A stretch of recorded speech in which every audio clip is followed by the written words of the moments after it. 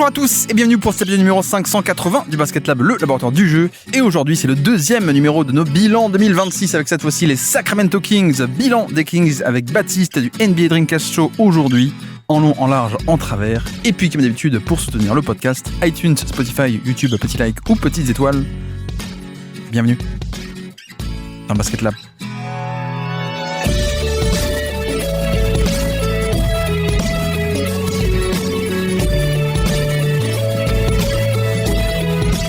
Et donc, on se retrouve aujourd'hui pour le bilan 2026 des Sacramento Kings. Et oui, même les Kings, on en parle. Et pour en parler, on reçoit quelqu'un qui a demandé à faire Sacramento puisque il ne pouvait pas laisser quelqu'un d'autre parler de Precious Achiuwa. C'est Baptiste. Comment ça va, Baptiste? Et oui, bonjour Guillaume. Écoute, ça va très très bien. Je suis... Ça allait très très bien. Jusqu'à la préparation du podcast. Exactement. Bizarrement intrigué par la réalisation de cet épisode. Mais je me disais que vu que personne n'avait envie de le faire, il fallait bien que quelqu'un le fasse. Et pourquoi pas le faire? Pourquoi pas le tenter? De toute façon, il y aura pas beaucoup de gens qui vont l'écouter de toute façon. Mais si vous l'écoutez, on vous salue. Et puis, ce sera une expérience. Au moins, on rigolera un petit peu. Après, il faut pas sous-estimer la fidélité de certains fans qui écoutent tout vraiment. Donc ça, on les remercie, et bien sûr. Mais non, ça ressemble quand même à... l'arrogance du champion avec les Knicks. Allez, je vais aller voir nos anciennes petites pousses, comment se comporte Precious Achiuwa. Il paraît qu'il a fait une bonne saison, le gueux là-bas. c'est un peu ça, hein, on est d'accord. Oui, bah voilà, maintenant, tu sais, je regarde la NBA de haut, hein, de très très haut, avec un détachement dingue, et puis voilà, tu vas voir un peu, tu retournes voir tes anciens, tes premiers collègues de travail avec qui t'étais sur un tout petit job. Puis maintenant, toi, t'as gravi les échelons, et puis eux, ils sont toujours à la même position. Donc, c'est parce que les Kings et les Knicks, ça a quand même longtemps été à peu près la même chose pour moi dans ma tête. Hein. Non, mais je me suis toujours posé la question là-dessus, parce que bon, Achiuwa qui était ancien des Knicks, hein, toi t'es fan des Knicks, évidemment, si vous n'avez pas compris. Baptiste du Dreamcast Show, bien sûr. Non, mais j'ai toujours trouvé bizarre les trucs comme ça, où il y a des tweets, ou des... où les fans qui disent, on se souvient aussi de un tel et un tel, vous aussi, vous faites partie du truc, on est passé par l'étape de, quand il y avait, je sais pas, Quickly, et je me suis toujours mis à la place des joueurs qui disent, sympa quoi, genre, nous on est les gueux qui sommes cités comme, c'était nécessaire de passer par nous les simples gueux pour décoller quoi. Je me suis toujours mis à la place des joueurs qui étaient cités dans ce genre de truc en se disant, est-ce qu'ils le prennent bien eux d'être mentionnés par les fans de l'équipe championne en disant, oh, on a vécu des années noires, mais merci à vous, hein, vous faites aussi partie du truc, hein, même si vous étiez nuls, hein, tu vois. Je me suis toujours dit, bon, c'est un peu bizarre comme concept.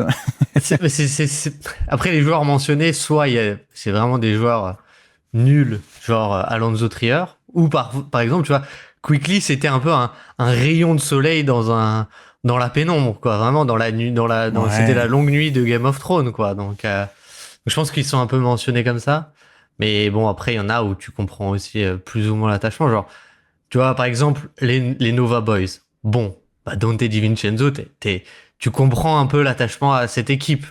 Mais c'est sûr que Precious Achiuwa, moins d'attachement, on va dire. Ouais, après, tu me diras, les Kings n'ont jamais été champions, il me semble. J'essaie de réfléchir, même sous les itérations différentes. Les Royals, peut-être les Royals, non? Kansas City Royals à l'époque, je crois pas, hein. Il me semble pas. Ou alors peut-être en baseball, mais mais je ne sais pas. Bref, à part ça, Baptiste, comment ça va en cet été toujours aussi chaud? Ouais, écoute, ça va. Reprise j'essaie de reprendre la productivité. Certains diront que c'est parce que j'ai plus de temps libre, parce que ma copine n'est pas là, mais ce sont des mauvaises langues. Mais non, ça va. Est-ce que je suis addict à un jeu en ce moment? Je sais que c'est le cas de beaucoup de gens, mais je suis addict à Destiny 11. Est-ce que tu connais Destiny 11?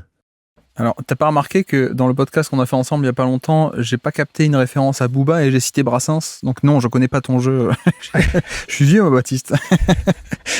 C'est un jeu où il faut simuler, mais c'est des parties, la partie dure 5 minutes. Donc tu vois, si tu prends le tram ou si t'as un petit moment comme ça, c'est parfait. Où il faut simuler une carrière de foot en faisant des choix chaque saison du type qu'est-ce qu'il y a comme choix, je sais pas, mais tu es en finale à la 88e, est-ce que tu frappes comme une mule ou est-ce que tu fais la passe ou est-ce que tu tentes le lob ou est-ce que tu dribbles le gardien? Et donc, j'ai pas encore. Alors, je pense que je dois être à un nombre de parties aberrant et je n'ai pas encore réussi à gagner la Coupe du Monde. Je pense que ça doit être un record de nullité. Donc voilà comment j'occupe mes journées en ce moment. Donc c'est un genre de jeu dont vous êtes le héros, quoi, en fait. Ouais, exactement. Il me semble que Nico a fait un livre, Êtes-vous un grand attaquant? C'est un peu un truc interactif. Là, c'est un peu la même idée de tu choisis. Bon, au début, tu choisis ton poste, ta nationalité, si tu viens d'une famille aisée ou non, si t'es un fêtard ou non, mais il y a un peu ce côté interactif, quoi. Voilà. Bon bref, les bilans 2026, vous connaissez un peu le format. On fait le bilan équipe par équipe à travers notre format des 10 stats de la saison. Donc 10 stats ou 10 points clés pour dépeindre la saison 2026 des Sacramento Kings. Donc oui, même eux, on les fait. Et donc blague à part, le format tu le connais bien, donc je peux te lancer. Quelle est ta première stat du jour à nous présenter pour ces Sacramento Kings 2026? Alors, laquelle je choisis? Je vais faire deux en une, mais c'est 5 et 6. Ouais. 5e et 6e.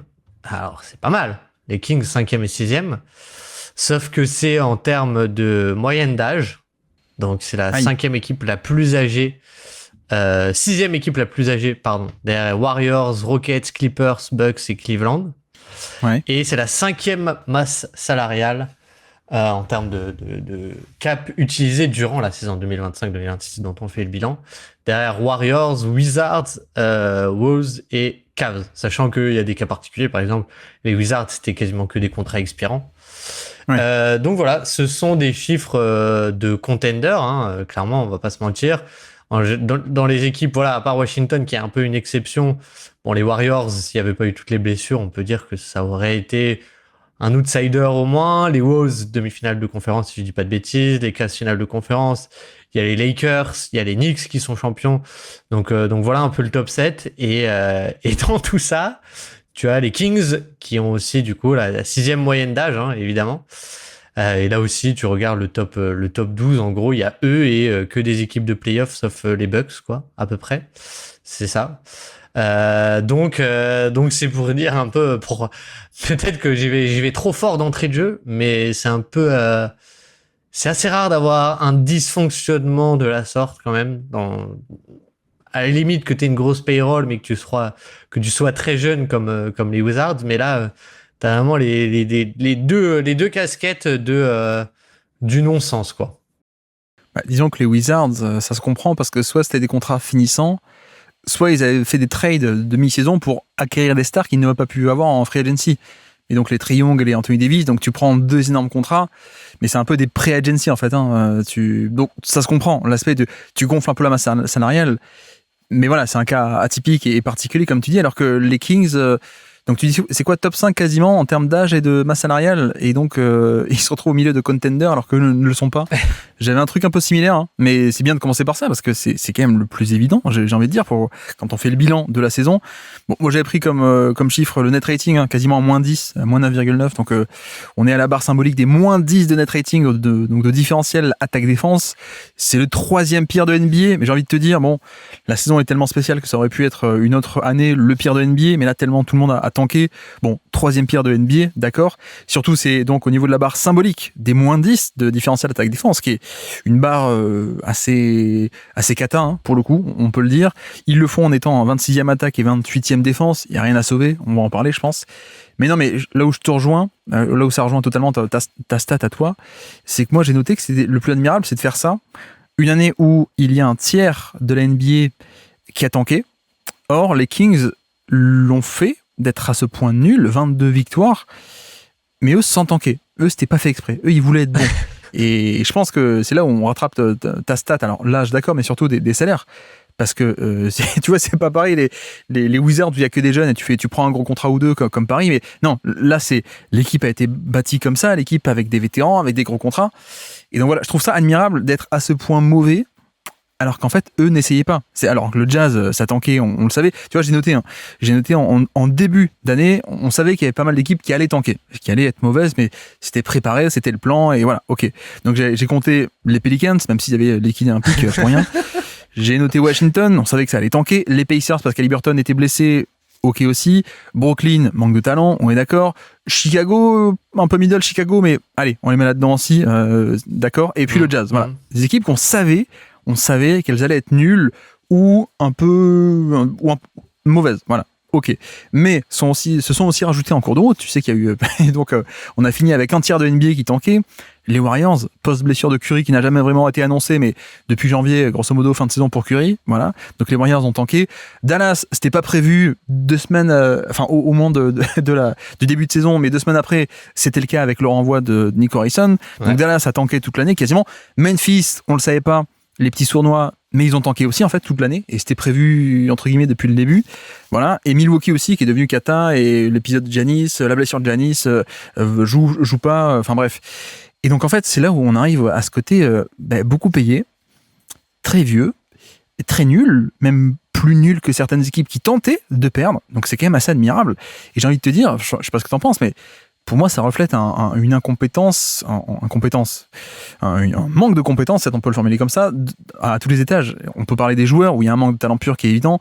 On peut parler du coaching aussi. Alors, c'était peut-être pas l'année où il fallait admirer des choses, mais bon, tu prends un mec qui a jamais eu un gros passif d'assistant star, de grosses idées, etc. Et il fait ce qu'il peut, mais je pense que c'est pas un coach d'élite non plus. Mais surtout, on arrive au point central qui est le GM et ou le propriétaire. Parce que, en fait, tu arrives pas par hasard à une équipe qui, sans faire exprès, est aussi mauvaise que des équipes de tanking, alors qu'elles sont quasiment au premier apron, quoi. Oui. Et dans mon esprit, ça c'est un peu flou. J'arrive plus à savoir si c'est avant l'année 2025 ou 25 ou 26. Mais où il y avait un peu des espérances de vrai play-in et on était un peu les rabat-joie à dire non, c'est juste nul là ce qu'il y a.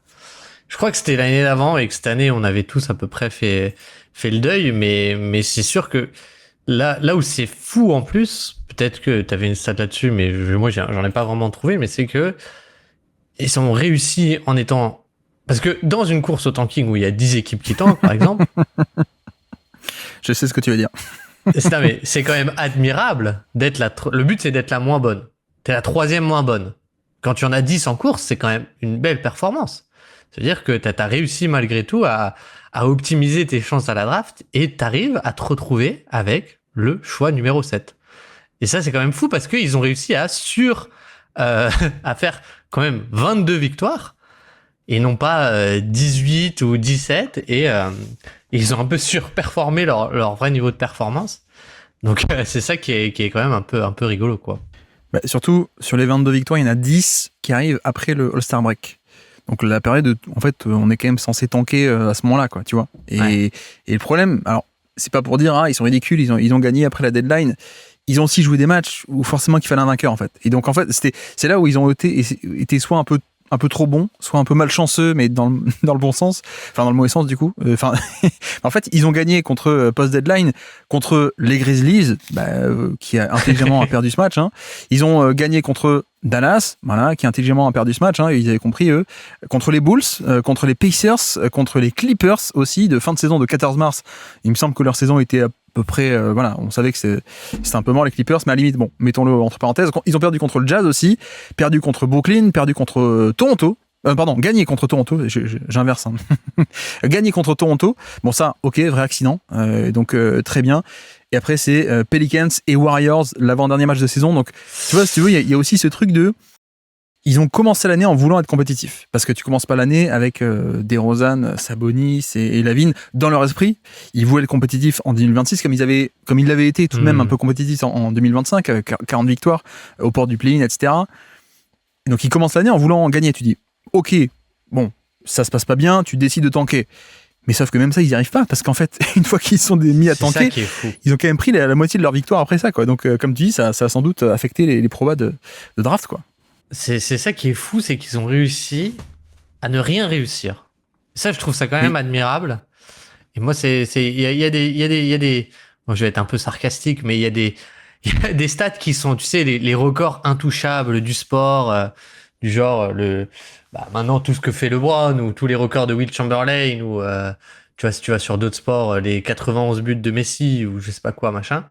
Moi, je trouve que la série des Kings de réussir à faire 15 ans entre la 5e et 8e place à la draft, c'est admirable. C'est-à-dire que peu importe la réforme, le mode de loterie, etc., ils arrivent à être suffisamment bons pour ne pas avoir un top pick. Sauf quand ils en ont un, ils prennent Marvin Bagley, quoi, en gros. Mais je trouve ça fou, quoi. C'est que même quand ils tankent, ils arrivent à ne pas tanker. Donc, c'est assez dingue. Et oui, comme tu dis, en fait, c'est vrai que quand tu regardes, j'ai regardé l'effectif pendant que tu parlais. Sabonis, au début de saison, il y a quand même Keon Ellis, Zach LaVine, Malik Monk, il y a Westbrook qui prennent, DeRozan, et même les rookies qui prennent, sur lesquels on va sans doute parler un petit peu après. C'est des rookies beaucoup plus âgés. Il y avait Devin Carter il y a 2 ou 3 ans. Et là, Nick Clifford et Maxime Reynaud, c'est vraiment des joueurs où ils se sont dit, on prend des joueurs de basket un peu plus déjà finis, quoi. Donc, c'est sûr que quand tu te replonges au début de saison, ça me paraissait un peu plus flou, mais un peu plus froidement, tu te dis, bah, en fait, oui, ils avaient des espoirs de gagner des matchs, quoi. Ne me lance pas sur la loterie. Sur la loterie, je fais les guillemets, là vous le voyez pas, mais non, mais alors pour le coup, c'est vrai que blague à part, ils n'ont pas eu de chance du tout sur cette loterie depuis des années. Et je crois que les seules fois où ils ont monté, il y a 2 fois en 20 ans, je crois avoir entendu récemment. Et une des 2 fois, c'était Bagley, où ils sont montés pour effectivement, ils ont fait n'importe quoi, mais le reste du temps, ça fait effectivement 20 ans qu'ils sont dans la loterie top 10, mais jamais top 3, quoi. Parce que c'est aussi ce que tu veux dire, quoi. C'est qu'ils ont jamais le méga prospect, le méga talent. Bon. Là aussi, c'est un peu dommage, mais non, mais pour le coup, c'est là où c'est notable, c'est que ils avaient aussi une masse salariale, tu parles un peu de ça, qui était projetée pour être encore énorme l'an prochain. Je crois qu'en début d'été, quand on fait un peu nos previews intersaison, etc., les Kings pour 2027, pour l'an prochain, étaient prévus pour être quasiment à 200 millions de masse salariale l'an prochain. Puisqu'en fait, le contrat de Keegan Murray va rentrer en compte. Il n'était pas encore rentré en compte. Donc les Kings, en début d'été, en début de free agency, était prévu pour avoir une masse salariale qui était qui était au-dessus de la luxury tax et du premier apron quasiment.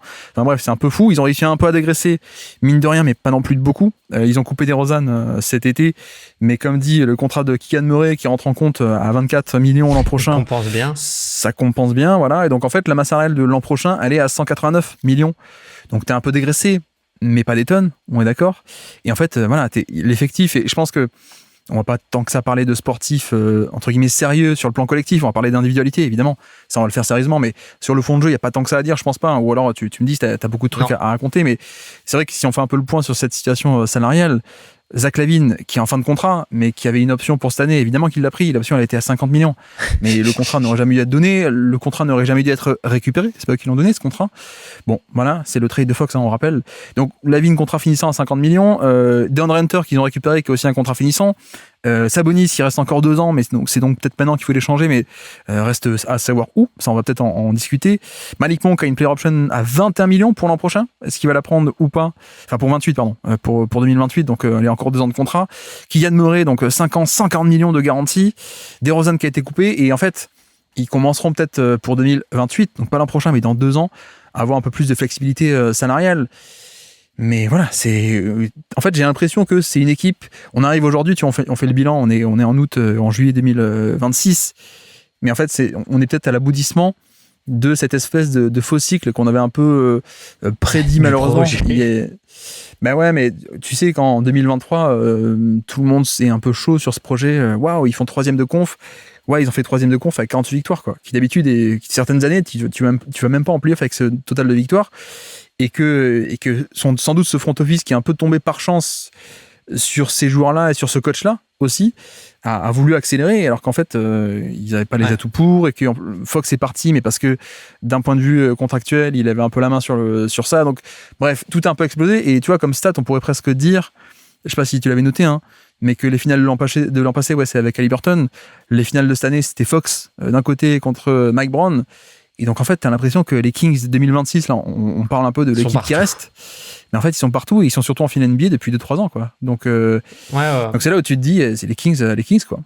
Bah, c'est vrai que je pense, tu vois, cette année 2023, ok, c'était pas un 3e de conf, mais c'était quand même une bonne équipe, quoi. C'était une bonne équipe, et ce qui est certain, c'est que je pense qu'ils ont un peu, si je dis pas de bêtises, en sortie de ça, ils re-signent un peu tout le monde avec des gros contrats, et en fait, ils se bloquent avec cet effectif qui est bon, mais dans la moyenne, quoi, un peu au-dessus de la moyenne. Et du coup, la saison d'après, finalement, ils font quasiment la même saison, hein.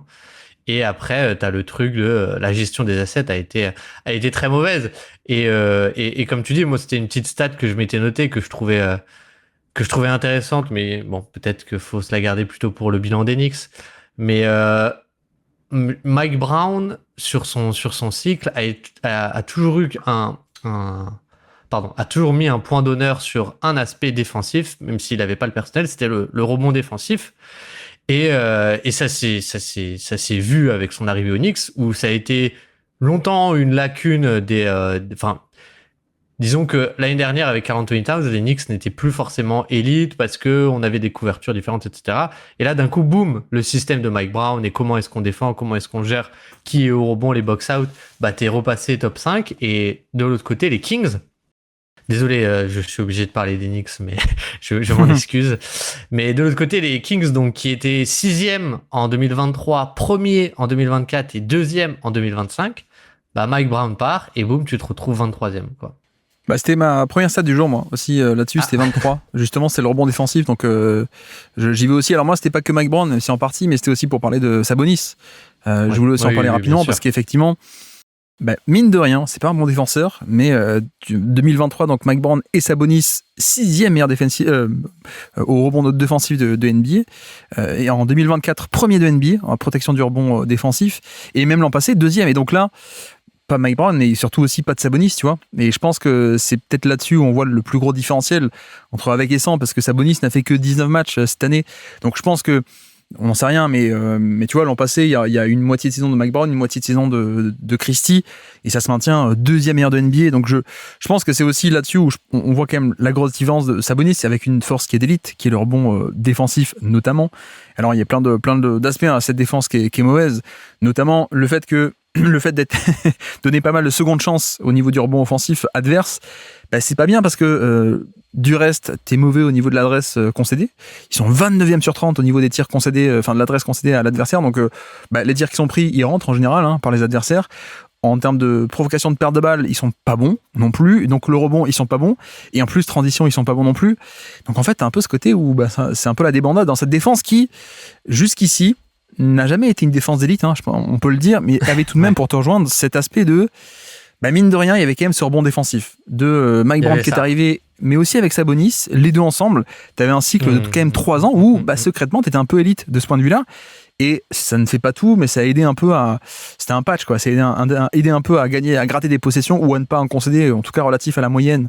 Et aux adversaires, tu avais un peu un mini bonus de valeur, on va dire. Et là, c'est clairement, on a cette défense qui ne propose même plus ça.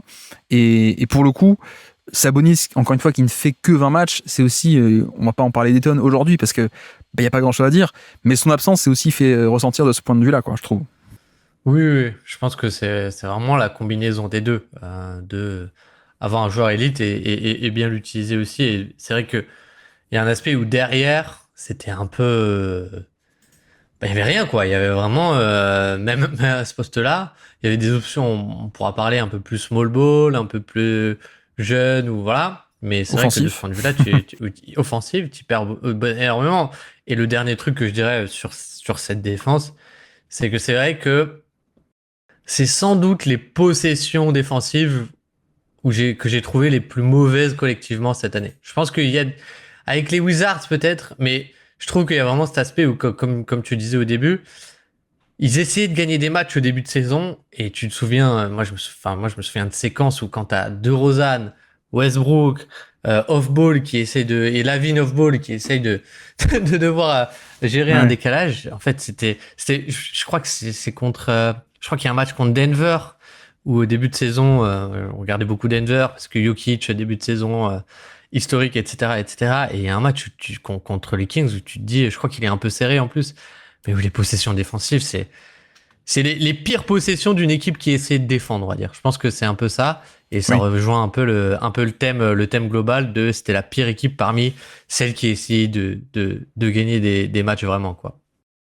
Et l'autre, c'est un 2 en 1, moi. Donc 23, c'est Laurent au niveau des rebonds, 23e de NBA. Et l'autre stat que j'avais, c'est 26 également pour le avec et sans Sabonis. 26e meilleure attaque de NBA. Donc le classement, le rang au niveau de l'offensive rating. Et c'est la première fois depuis 2022 qu'ils sont en dessous de la moyenne, cette équipe des Kings. Et donc l'air, on va dire, Sabonis et Fox, pardon, mais surtout donc Sabonis, puisque Fox est parti, mais Sabonis, ils avaient fait premier en 2023, 14e en 2024. C'était un peu le problème de l'année d'après. C'était que le côté surprise n'était plus là et qu'on avait appris à... c'était pas une équipe qui était talentueuse d'un point de vue... qui était pas incroyable au niveau talent pur. Donc, on avait pu juste bloquer l'accès au panier et le système des fameux dribble and off marchait moins. Et donc, premier, 14e et 9e. Donc, tu vois, c'est quand même 3 années consécutives à être une très bonne attaque, au moins au-dessus de la moyenne, voire même carrément top 10 ou donc premier. Et là encore, comment ne pas penser, je trouve, à Sabonis là-dedans. Et tu vois, je parle encore de niveau final, mais même d'un point de vue stylistique, c'est là où je trouve que c'est un peu intéressant.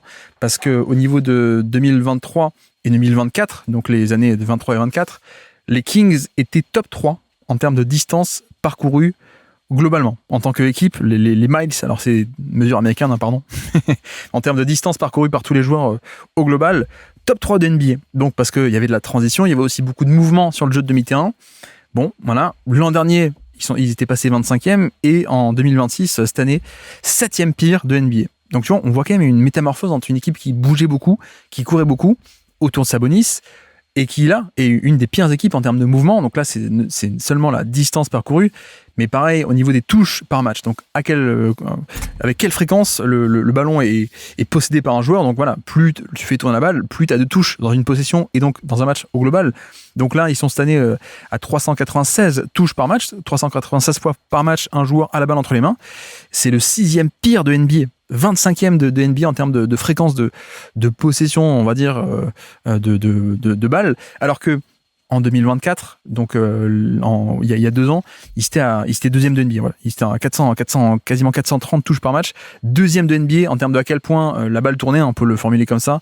Et pareil, en 2023, il était quatrième de NBA. Et en fait, j'ai envie de parler de ça parce qu'il n'y a pas tant de choses que ça à dire sur Sabonis 26, parce qu'il a fait que 20 matchs, même pas. Mais je trouve qu'on est sur la deuxième année, la confirmation d'une métamorphose qui a pris 2-3 ans avec... C'est pas lui, hein, mais c'est la signature de DeRozan qui a pris de plus en plus de place dans cette attaque. Et tu vois, on était avec la version 2023-2024 avec Fox et Sabonis, les jeux de main à main, ça court, ça bouge, etc. Boum, il recrute DeRozan qui est isolation, un peu plus statique, un peu plus je garde la balle, un peu moins ça fait tourner, et ainsi de suite.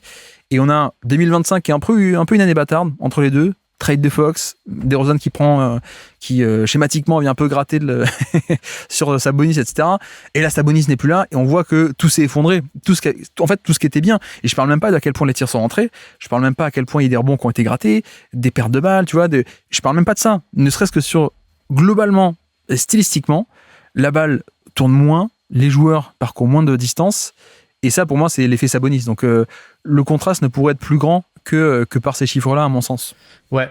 Et j'avais une stat. Est-ce que je la dis en tant que deuxième stat ou sur Sabonis ou sur DeRozan? Non, sur un peu les deux. Un peu les deux. Vas-y, je t'en prie. Mais sur cette balance, c'était 2019. C'est que j'ai dû remonter jusqu'à 2019 pour trouver une équipe qui prenait autant de mi-distance que Sacramento.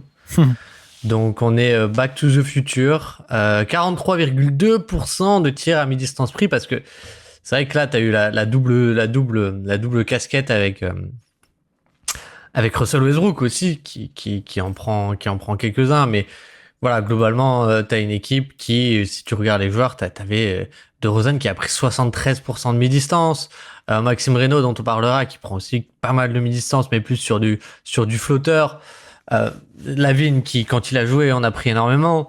Et en fait, t'as une équipe qui, voilà, t'as vraiment la patte de DeRozan dans le sens où tu fais un score largement au-dessus. Le deuxième, il est à 37,7. Et l'année dernière, t'étais déjà premier, il me semble, mais avec 40%. Là, t'es à 43%. Et, attends, la moyenne, elle est à 30. Hein. Pour dire, la moyenne est à 30% en NBA. Oui. Alors, quand on dit mi-distance, c'est les longs tirs à 2 points, mais aussi les short mi-distance, hein, la zone des flotteurs et des hook shots, etc. Donc, c'est pas que les longs 2. Mais donc, la moyenne est à 30, et donc les Kings sont à 43%. Donc, 13% au-dessus de la moyenne NBA en termes de fréquence de tir dans l'entrejeu. Ouais. Ce qui est, un score que j'avais plus vu depuis, du coup, voilà, Les Spurs de 2018-2019. Tiens. Qu'est-ce qu'ils faisaient les Spurs de 2018-2019? Alors, il y avait Aldridge qui était pas mal, mais qui était la star avec Aldridge? Je me souviens plus, c'était Pop au coaching, non? Mais qui ça pouvait être le porteur de balle? C'était Rosa, je ne sais pas. Ouais, évidemment. Mais donc voilà un peu, c'était un peu ça l'idée de dire que je sais, et c'est vrai qu'il y a, quoique ça peut être un débat de est-ce qu'il y a une nouvelle vague de nouveau le spacing, etc. ou pas, mais bon, bref. Toujours est-il que c'est plus forcément contradictoire de prendre des mi-distances en NBA, ou en tout cas d'être une équipe qui prend beaucoup de mi-distance, avec être le fait d'être une bonne attaque. Mais là, les Kings ont poussé le modèle tellement loin que t'avais trop d'inefficacité sur les tirs que tu prenais, quoi. Disons que ça fait une petite dizaine d'années qu'il n'existe plus autant de corrélation qu'avant sur où tu prends tes tirs et est-ce que tu es une bonne attaque. Et d'ailleurs, c'était une des stats que j'avais notées, c'était le local IFG. Donc c'est la stat en question, le local IFG. Grosso modo, on fait comme si tous les tirs rentraient avec une efficacité moyenne, voilà. Et c'est une stat qui te dit ton profil de tir. Grosso modo, le local IFG des Kings, donc de 53%, voilà, ce qui veut dire que en moyenne, l'IFG, l'adresse ajustée, les 3 points par rapport aux 2 points, etc., 53%. Et donc, effectivement, tu vois, cette stat, ça fait à peu près une dizaine d'années que le local IFG n'est plus autant corrélé à avoir un bon offensive rating qu'avant. Mais parce qu'avant, quand tout le monde prenait des tirs un peu nuls et qu'une équipe s'est mise à prendre des 3 points, en fait, il y avait un bonus de simple rentabilité. Parce que si tout le monde prend des 2 points et moi que je prends des 3 points, t'as un boost comme ça. Si tout le monde, si d'un coup une équipe se mettait à aller beaucoup au panier, ou panier plus 3 points, t'imagines, le Graal à l'époque, il y a 20 ans ou il y a 15 ans, bah, t'avais un avantage concurrentiel. Or, cet avantage, je te rejoins, n'existe plus. Mais en fait, il n'existe plus dans quel sens? C'est dans le sens, même les équipes nulles, désormais, prennent des tirs entre guillemets rentables. Donc en fait, tu peux être une équipe très nulle et prendre beaucoup de tirs au panier, beaucoup de tirs à 3 points. Par exemple, les Bulls, tu vois, qui sont comme ça. Les Bulls, c'est beaucoup de tirs au panier, beaucoup de tirs à 3 points. Mais ce qui ne veut plus dire aujourd'hui que ce profil de tir d'élite, va dire ou veut dire par corrélation bon offensive rating. Par contre, dans l'autre sens, quand tu es les Kings et que tu as le pire profil de tir, on peut l'appeler comme ça, de NBA, donc tu es 30e sur 30 avec 53%, 30e sur 30 sur le local IFG, donc sur à quel point ton profil de tir est orienté sur de la rentabilité ou pas, ben en fait là, tu as juste aussi un plafond de verre. Très, très basiquement. C'est ça qu'on peut dire aussi. Donc, la corrélation n'existe pas, tu vois, dans le sens, bon profil de tir égale élite. Non, ça non. Par contre, si tu prends un profil de tir un peu merdique, là, t'as quand même un plafond que tu peux pas trop dépasser, et c'est exactement le cas des Kings, qui en plus n'ont pas le talent pour les mettre. Alors, les longs tirs de points, il y a encore des mecs qui les mettent, des Rosanne notamment, et ainsi de suite, mais en fait, c'est juste une équipe qui était pas faite pour le basket, entre guillemets, si j'exagère un peu. Mais tu vois, notamment la fréquence de tir à 3 points. De 2026. Ouais, voilà. Mais le 3 points, ils sont de bons derniers de NBA aussi. Tu vois, ils vont ni au panier et ni à 3 points. Ils sont 29e au panier et 30e à 3 points. Bon, bah voilà quoi. Comment tu veux scorer si de base tu pars avec un avantage concurrentiel, enfin, un désavantage concurrentiel? C'est-à-dire qu'en moyenne, même si tout le monde met ses tirs à peu près avec le même pourcentage de réussite, bah toi tu marqueras moins de points parce que ton profil de tir est moins rentable. C'est quand même partir avec un sacré désavantage, quoi. Ouais, et petit chiffre aussi que je viens de trouver en regardant un peu les pages. En fait, ils prennent quasiment, je crois, exactement autant de mi-distance que les Celtics prennent de tirs à 3 points. Et sachant que les Celtics, bon, ils sont 3e cette année, c'est un peu le porte-étendard du gros volume à 3 points, le jeu de Joe Mazzulla, etc., etc. Et ben, il faut se dire que les Kings prenaient autant de mi-distance que cette technique qui a détruit le basket. Voilà. Ouais, encore tu dis le Boston Celtics porte-étendard, et je suis d'accord. Hein. Mais tu vois, même si on enlève la notion de efficacité d'élite, tu prends la moyenne, 35% en moyenne sur un 3 points, donc ça fait 0,35 fois 3. Un tir à 3 points, en moyenne, a une rentabilité de 1,05. Alors que sur les longs 2, par exemple, la moyenne c'est quoi? C'est 38 peut-être, 40, mais donc 0,38, mais x2. Donc 0,38 x2, on est, plutôt qu'à 1,05 de rentabilité, on est à 0,80 ou un peu moins, quoi. Donc, en fait, il y a un écart qui est immense, et sans même parler d'une équipe qui a des shooters compétents ou pas. Ne serait-ce qu'en soi, la proba attendue moyenne, on va dire, et quand même une différence énorme, donc effectivement. Bon bref, du coup, je peux aussi caler ma deuxième stat du jour, moi, vu qu'on mélange un peu tout, mais parce que c'est fluide. On parlait de Sabonis qui se fait affecter par DeRozan, t'as parlé du mi-distance. Moi, j'avais 80. 80, mon chiffre, c'était 80e centile. DeRozan et encore 80e centile au niveau de l'efficacité sur isolation. Bah c'est bien, hein. C'est très très bien. On est à 1,03 points par possession, donc c'est au-delà de la barre symbolique des 1 point par possession, c'est très bien en général. Il est même à 3 par match, d'isolation par match, encore en 2026. Et donc parmi les joueurs à plus de 3 par match, il n'y en a que 15 en NBA, tu vois. Il était 7e, donc en fait il est parmi les gros volumes, il est pas mal, hein. Il est pas mal du tout, il est pas du tout bon dernier.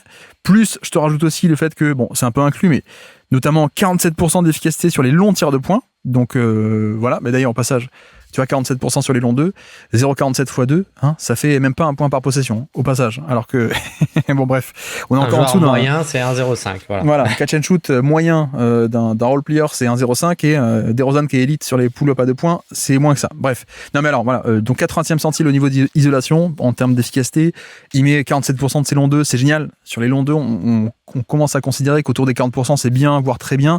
Donc 47, c'est quand même génial. Il a encore, tu vois, plus de 17% de shooting foul percentage. C'est donc à quel point tu provoques des fautes pendant une tentative de tir, donc littéralement la provocation de faute. C'est 9e meilleur de NBA parmi les non-big. On enlève un peu les pivots qui ont des standards très différents. C'est 9e de NBA parmi les extérieurs, les postes, les forwards, les postes 2, postes 1, etc. Donc là encore, c'est élite de ce point de vue-là. Donc les longs 2, les lancers francs. C'est également, si on s'abuse un peu à filtrer, si on fait un petit filtrage de, plus de 20% d'usage, donc un certain volume de responsabilité, plus de 1,20 de points par tir en général, donc une certaine efficacité qui est pas mal, hein, au-dessus de la moyenne, et moins, dans le même temps, moins de 8% de turnover percentage, donc très peu de déchets. Tout ça mis ensemble, bon usage, bonne efficacité et très peu de déchets. Il n'y a que 2 noms qui ressortent, c'est DeRozan et Lauri Markkanen. Et si on rajoute un peu un critère de passing, il n'y a que DeRozan, tu vois. Donc on peut dire, en fait, il est encore très bon. Et c'est le cas. 73% d'efficacité au panier. Donc il ne va pas beaucoup, mais quand il va au panier, il score. Et aussi, tu vois, pourquoi je te parle de tout ça, c'est que, mais pour quel résultat? Et c'est un peu le problème, c'est qu'il va toujours produire, lui, dans son prisme un peu individuel. Le passing est quand même arrivé, hein, sur la deuxième partie de carrière, on peut dire, à partir des Spurs, et même à Chicago, on l'a encore vu. Mais tu vois, notamment, tout ce que je t'ai dit, ce qui est quand même assez admirable, hein, pour un joueur de son âge, mais on est sur un on-off de 0. Voilà. DeRozan n'augmentait pas, l'attaque n'était pas meilleure avec DeRozan qu'elle était sans lui. Et là, on parle vraiment dans le référentiel intra-Kings. Hein. On parle pas de comparer le offensive rating de DeRozan avec celui de Jokic à Denver ou de SGA. Non, on parle vraiment dans le référentiel des Kings. L'attaque n'était pas meilleure avec DeRozan que sans DeRozan. Alors, elle était pareille, hein, avec ou sans. Mais c'est vrai que je trouve que ça montre aussi à quel point c'est un problème. Et en plus, on parle de offensive rating, on-off offensif. Tu vois, on enlève un peu tout ce qui est défense. Hein. Pour le coup, donc on se concentre que sur l'attaque. Oui, la défense doit pas être, il doit pas rendre la défense bien meilleure, je pense. Comme ça. Oui, voilà, c'est ça.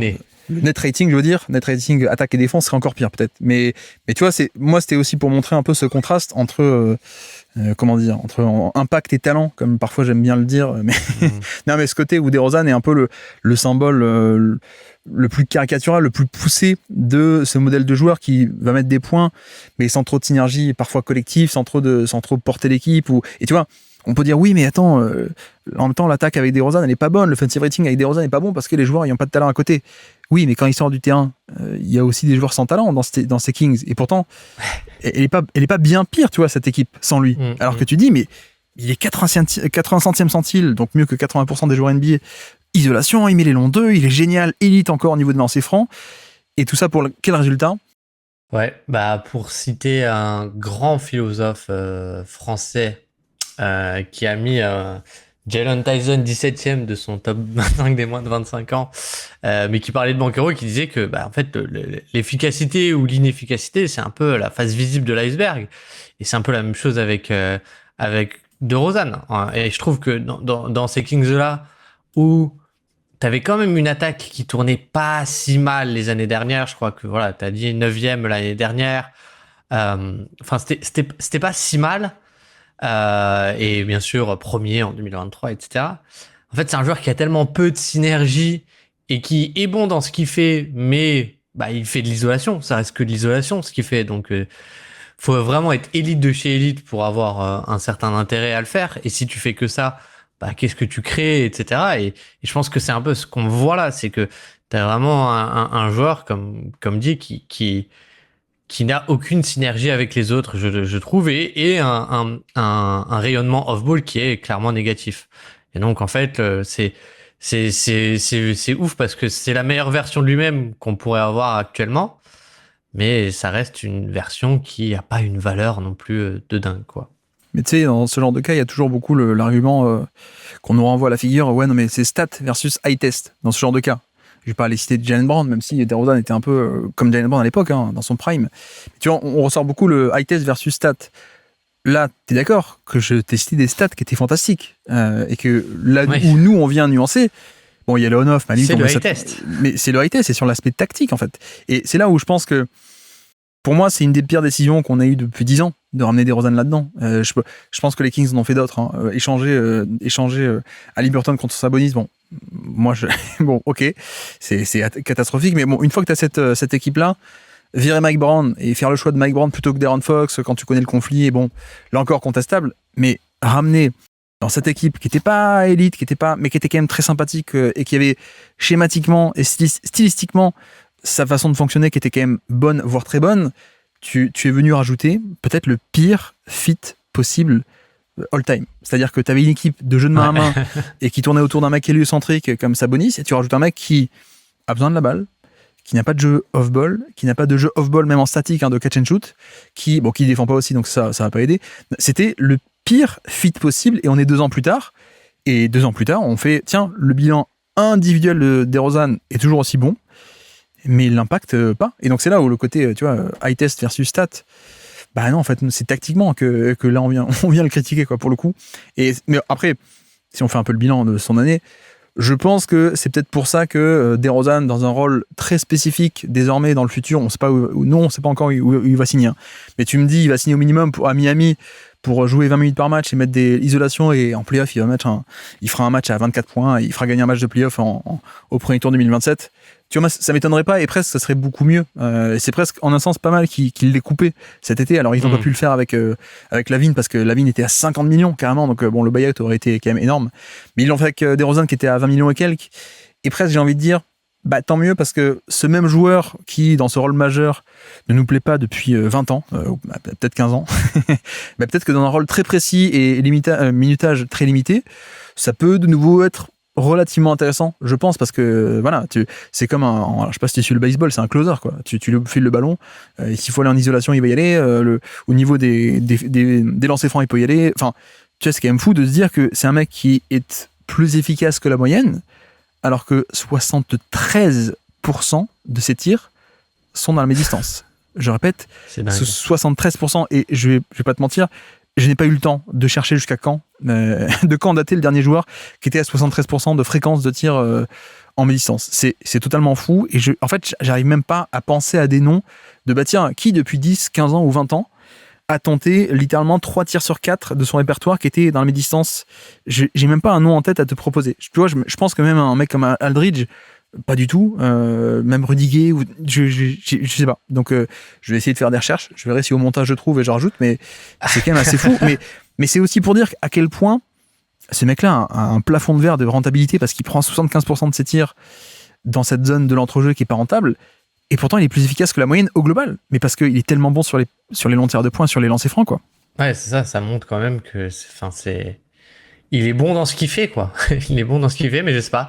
Est-ce qu'un Kobe ou tu vois, un Kobe qui, même dans ses vieilles années, qui pouvait plus prendre bon, je sais pas. Bah, Kobe vieilles années, le problème c'est que ça correspond un peu à l'explosion de 3 points, donc je pense qu'il devait un peu être à la page, tu vois, de ce point de vue-là. Il a quand même jamais été à ce point réticent en 3 points comme DeRozan. Je vais regarder, mais non, tu vois, Kobe dernières années, tu vois, on est à 57. Ce qui est énorme, hein, 57% de fréquence de longue distance.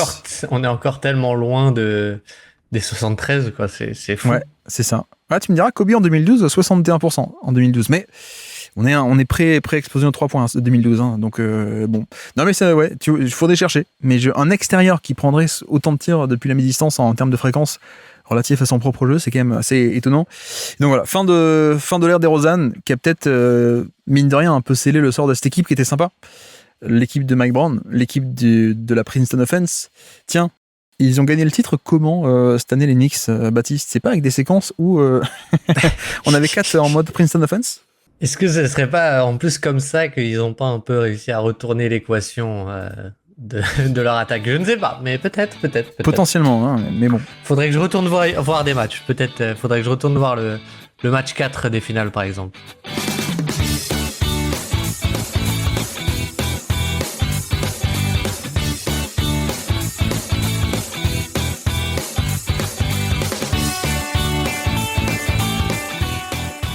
Et donc je peux te lancer quelle est la troisième stat du jour à nous présenter pour ces Sacramento Kings 2026. Alors, attends, faut que je la retrouve, évidemment. Mais c'était 55%.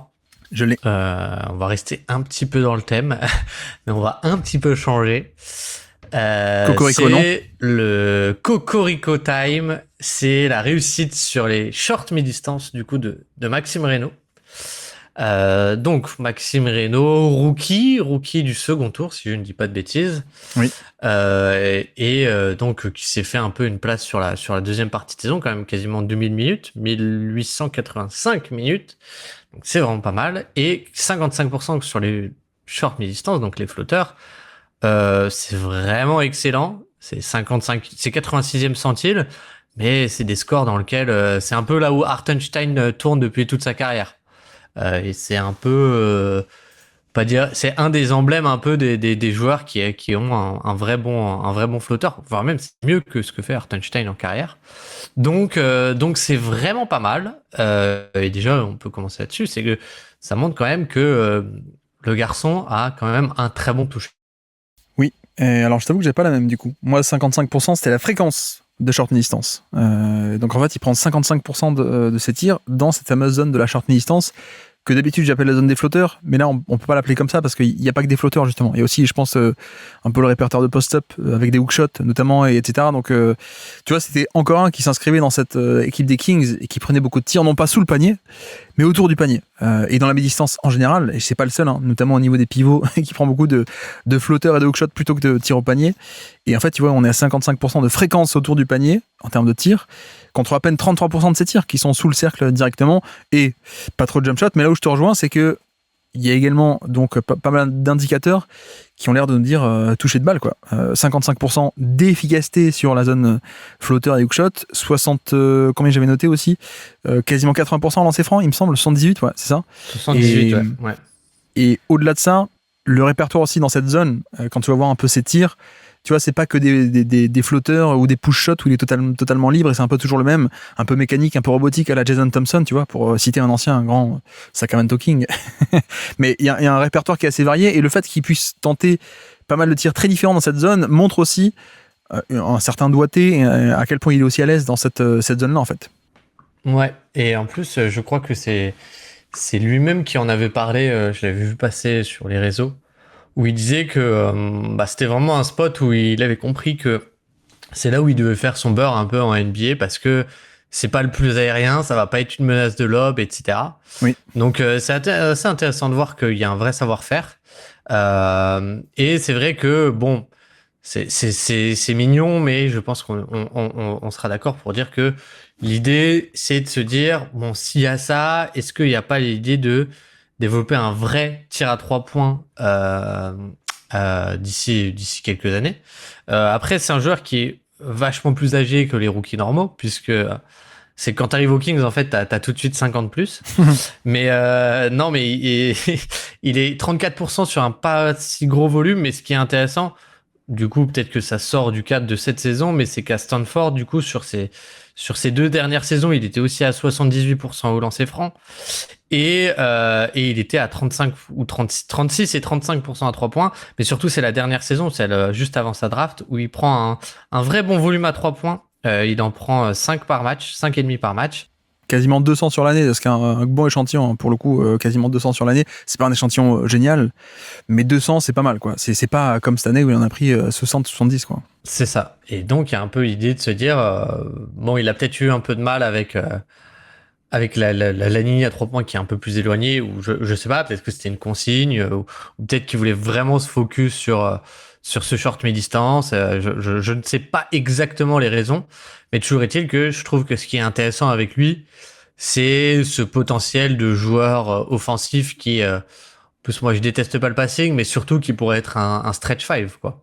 Un joueur un peu de périmètre. Oui, et c'est un peu comme des exemples, là, je sais pas moi, Brook Lopez, alors, quoi que tu me diras, Brook Lopez, c'est peut-être un exemple un peu trop gros, mais John Collins, tu vois, John Collins qui est à la fac à Wake Forest, jeu de post-up, etc.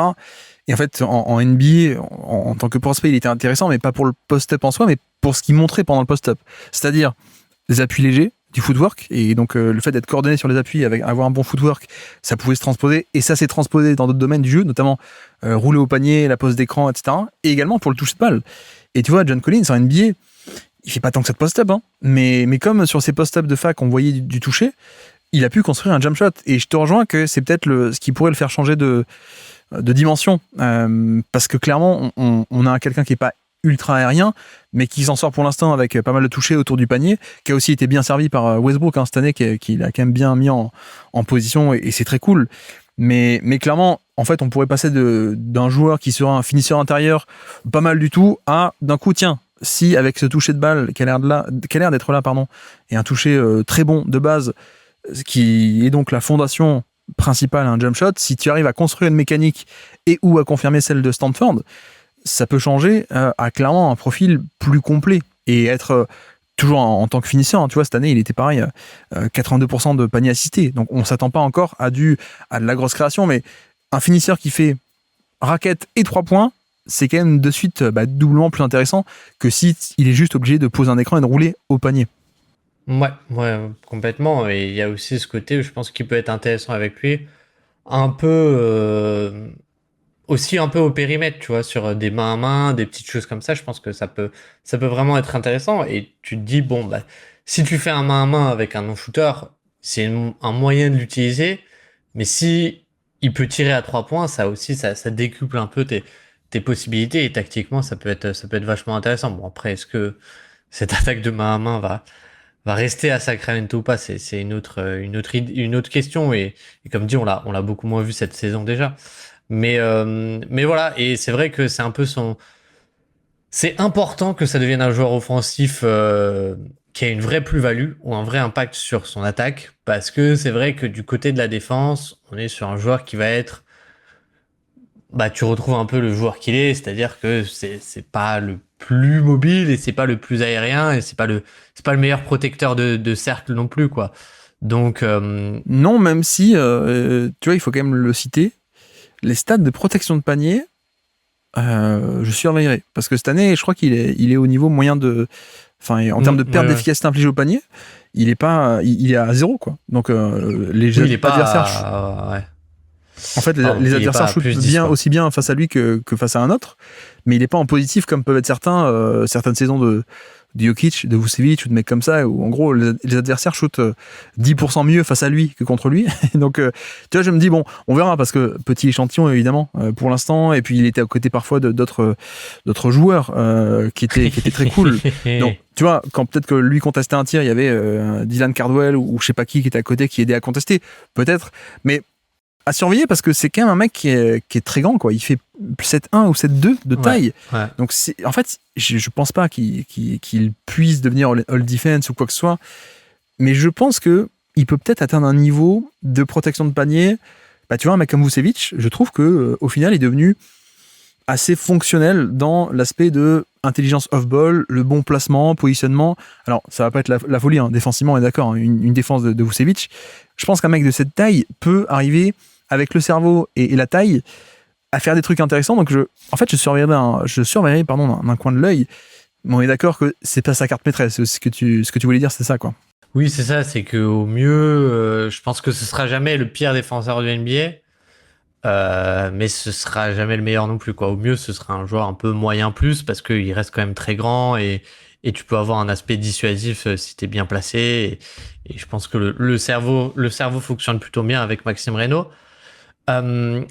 Mais voilà, l'impact, t'as besoin d'avoir, si on va dire t'es neutre du côté défensif, bon bah l'intérêt pour avoir de l'impact, c'est que tu fasses bouger la balance de l'autre côté, et donc c'est un peu ça l'idée, quoi. Tu veux devenir un peu Maurice Pate de l'époque Golden State ou un mec comme ça.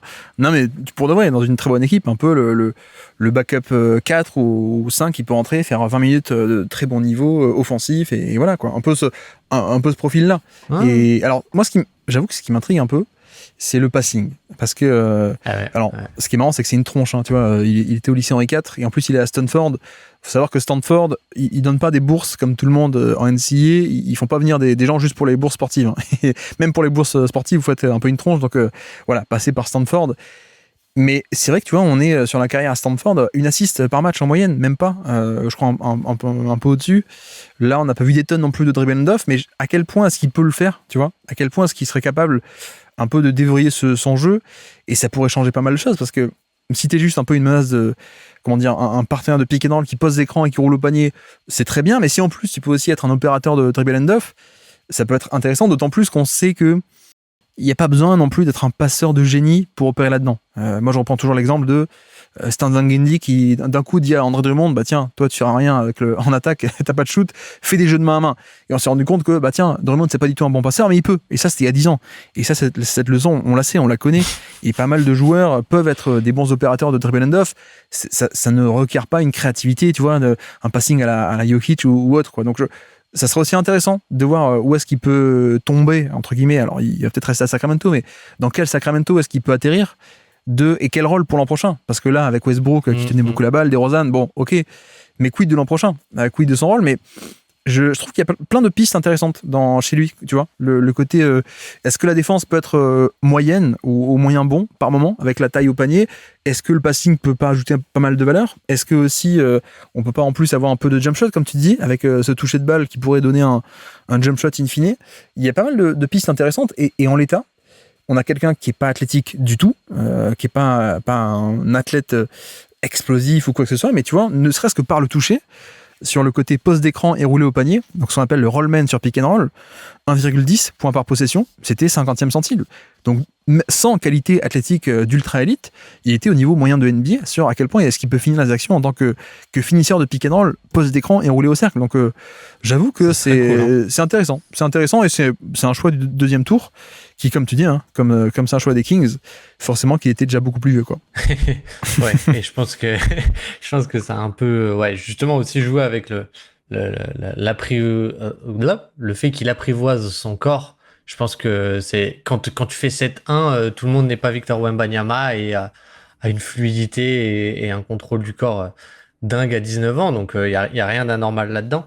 Et tu vois, c'est marrant, une petite digression, mais je me disais, est-ce que finalement, c'est quoi le système où j'aimerais le plus le voir? Ce serait pas celui des Hornets, un peu, tu vois, avec beaucoup de main à main, etc. Et du coup, en me disant ça, j'ai eu un peu le... Est-ce que, du coup, Moussa Diabaté ne serait pas la version 2 de André Drummond, où, bon, je pense que il a fait des progrès, mais il a fait une carrière où il a dû faire son carrière high en passe décisive juste parce qu'il a été replacé, justement, dans ses mains à main. Donc voilà. Oui, et je me demande même si j'ai pas fait déjà l'anecdote André Drummond dans l'épisode sur les Hornets. Je m'excuse, vous l'entendrez bientôt, mais non, mais bonne remarque, parce qu'il y a aussi ça. Il est quasiment à 2 rebonds offensifs par match en à peine 20 minutes et quelques, tu vois. Et je pense que clairement, pour un profil comme ça, jouer le jeu des possessions et ce rebond offensif, ça peut être un atout génial, et on sait que ça se développe en NBA. Donc effectivement, donc c'est ta troisième stat du jour, hein, c'est ça? C'était ma troisième stat du jour, ouais. Où est-ce que je vais aller? Moi, je vais aller de ce côté-ci, alors. De ce côté-ci, je vais dire 0,49. 0,49, c'est le ratio de playmaking, donc assist percentage par usage percentage de Zach LaVine. 0,49, c'est son plus faible ratio de playmaking en carrière. Ratio de playmaking, c'est à quel point tu fais des passes relatif à ton nombre de ballons. Ça ne dit rien de la qualité, ça veut juste dire à quel point, par rapport au nombre de ballons dont tu hérites, tu fais des passes ou tu vas chercher à scorer pour toi-même. Donc plus faible tendance à faire des passes en carrière. Également 22,5% de usage, le plus faible usage, volume de responsabilité depuis 2017, lorsqu'il était encore chez les Timberwolves, donc avant même le trade contre Butler à Chicago.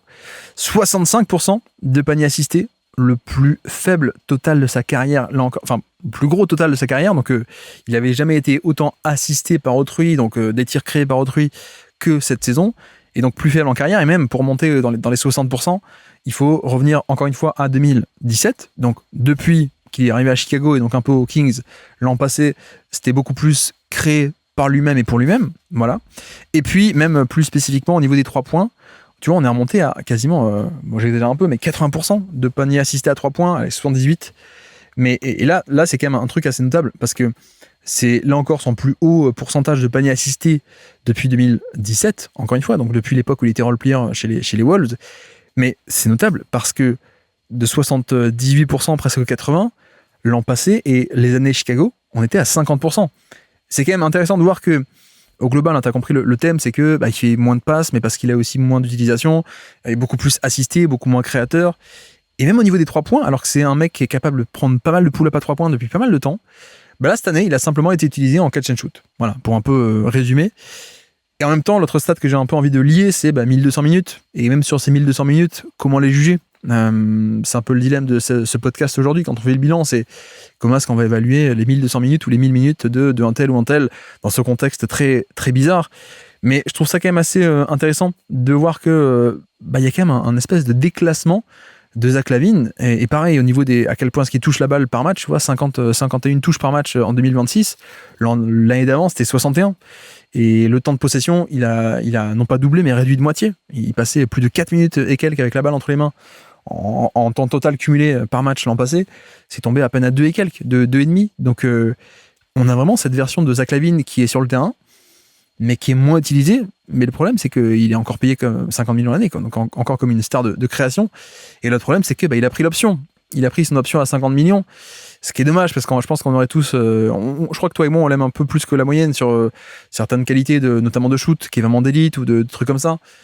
Mais c'est vrai qu'on aurait souhaité le voir un free agent, aller prendre, une mid-level exception quelque part à 15 millions l'année et être un role-player valuable à Miami ou je ne sais où. Mais bon, si on fait le bilan de son année, est-ce qu'on est sur une non-utilisation volontaire de LaVine ou est-ce que lui-même est moins bon ? Ça, j'avoue que je ne saurais dire. C'est une carrière qui est quand même très triste, quand même, celle de Zach LaVine, je trouve. Hein. Dans le sens où, on peut avoir des réserves sur, c'était quoi, au moment de sa draft, où il voulait jouer meneur et il dit, je sais plus ce qu'il dit au moment où il se fait drafter par les Timberwolves, il est dégoûté d'aller aux Timberwolves, machin et tout.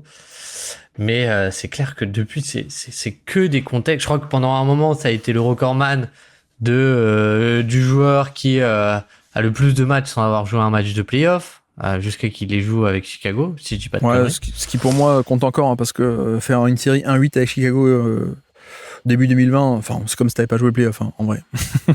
Ils ont pas fait une saison où ils étaient vraiment bien classés, avec Lonzo Ball et Caruso, là, c'était pas mal ça, non ? 2022, mais il est blessé, non, je crois. Lonzo Ball se blesse au bout de 20 matchs, non ? Ils finissent à 46 victoires, ils font le play-in. Un truc comme ça, il me semble. Hein. Mais il a fait une série de playoffs en 2022, effectivement. Mais bon, c'était contre les Bucks qui était la série 1-8, je crois. En fait, ça ne doit pas être une première option. Il est payé comme une première option. Tu vois, malgré tout ce que tu as dit, c'est aussi intéressant de voir que c'est un joueur qui reste efficace, quoi. T'as pas eu une année Jordan Poole où il est à moins 15 d'efficacité par rapport à la moyenne. Merci. Et ça en dit aussi long. Pardon. Mais ça en dit long sur le niveau le niveau du joueur qui, je pense que c'est dommage parce que, tu vois, l'utilisation qui en a été faite cette saison, c'est un peu ça qu'on aimerait en théorie, sauf que t'aimerais qu'à côté de lui il y ait Luka Doncic et LeBron James plutôt que DeMar DeRozan et Russell Westbrook, quoi. C'est un peu ça l'idée, quoi. Oui, parce qu'il est encore à 39% à 3 points sur 6 par match. Mais c'est juste que c'est que des catch and shoot maintenant, ou en tout cas majoritairement. Mais il y a plein de qualités, mais c'est juste que, tu vois, c'est pas comme s'il avait pas joué de l'année. C'est qu'il a été quand même sur le terrain une moitié de saison, on va dire, mais utilisé comme j'ai envie de dire, entre guillemets, un vulgaire role-player, quoi. C'est ça qui m'étonne un peu, c'est ce contraste entre d'un côté, il a 30 ans, quoi, 22 ans, 30 ans, il avait cette année, et t'as préféré donner plein de ballons. Alors, ce qui peut se comprendre, hein, pour la création collective à Westbrook, ou à DeRozan que t'as fini par couper.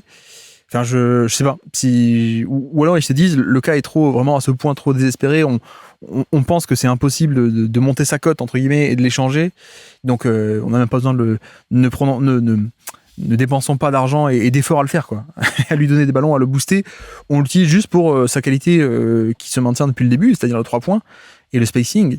Mais ce qui fait que, je t'avoue que je ne saurais pas trop l'évaluer. Et je ne sais pas ce qui va se passer. Est-ce qu'il va finir l'année 2027 avec les Kings, mais pour quel volume, quelle responsabilité? Parce que ça pourrait aussi s'entendre, hein, de dire on va garder l'an prochain Lavine toute l'année, parce qu'un shoot d'élite comme ça, en tant que role-player, à côté de Darius Akuf, ça peut aider le jeune Darius Akuf à se développer. Tu vois, quand tu mets des vétérans un peu sur ce type de skills de role-player, ça aide à développer des créateurs un peu jeunes, rookies. Donc c'est cool. Ou est-ce qu'on va se diriger vers peut-être un buyout au niveau de février?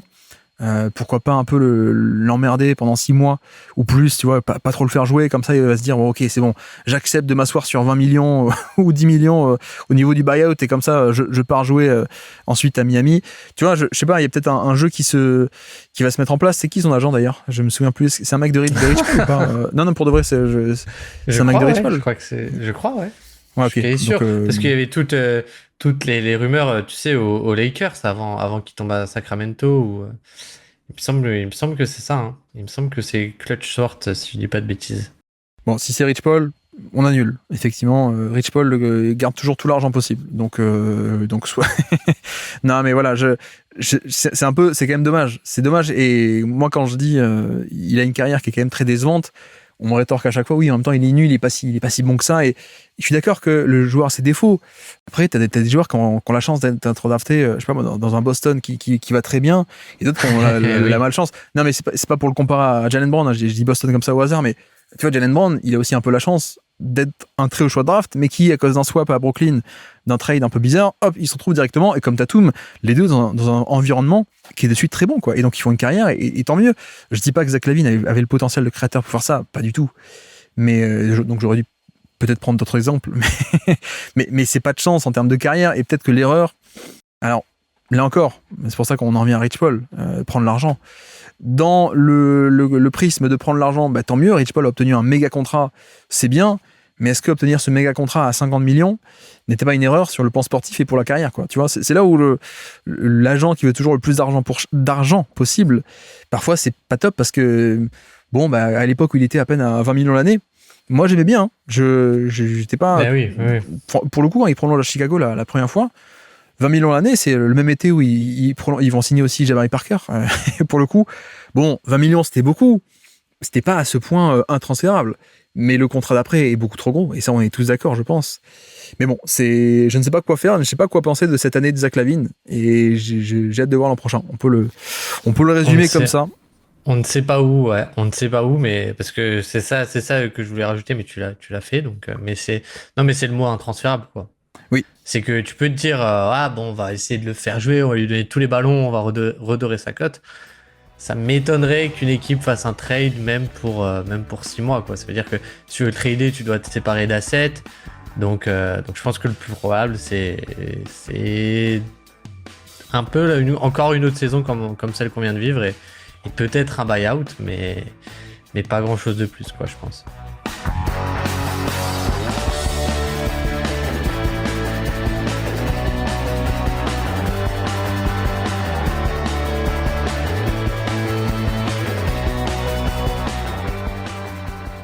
Donc c'est à toi. Quel est ta 4e stat du jour à nous présenter pour ces Kings 2026? Alors, je vais prendre 28%. Ouais. 28%, c'est le pourcentage à 3 points de Keegan Murray. Alors, ouais. Tout de suite mettre des warnings, parce qu'il a joué 23 matchs, donc 782 minutes. Donc on parle de 110 tirs seulement, donc c'est pas grand-chose.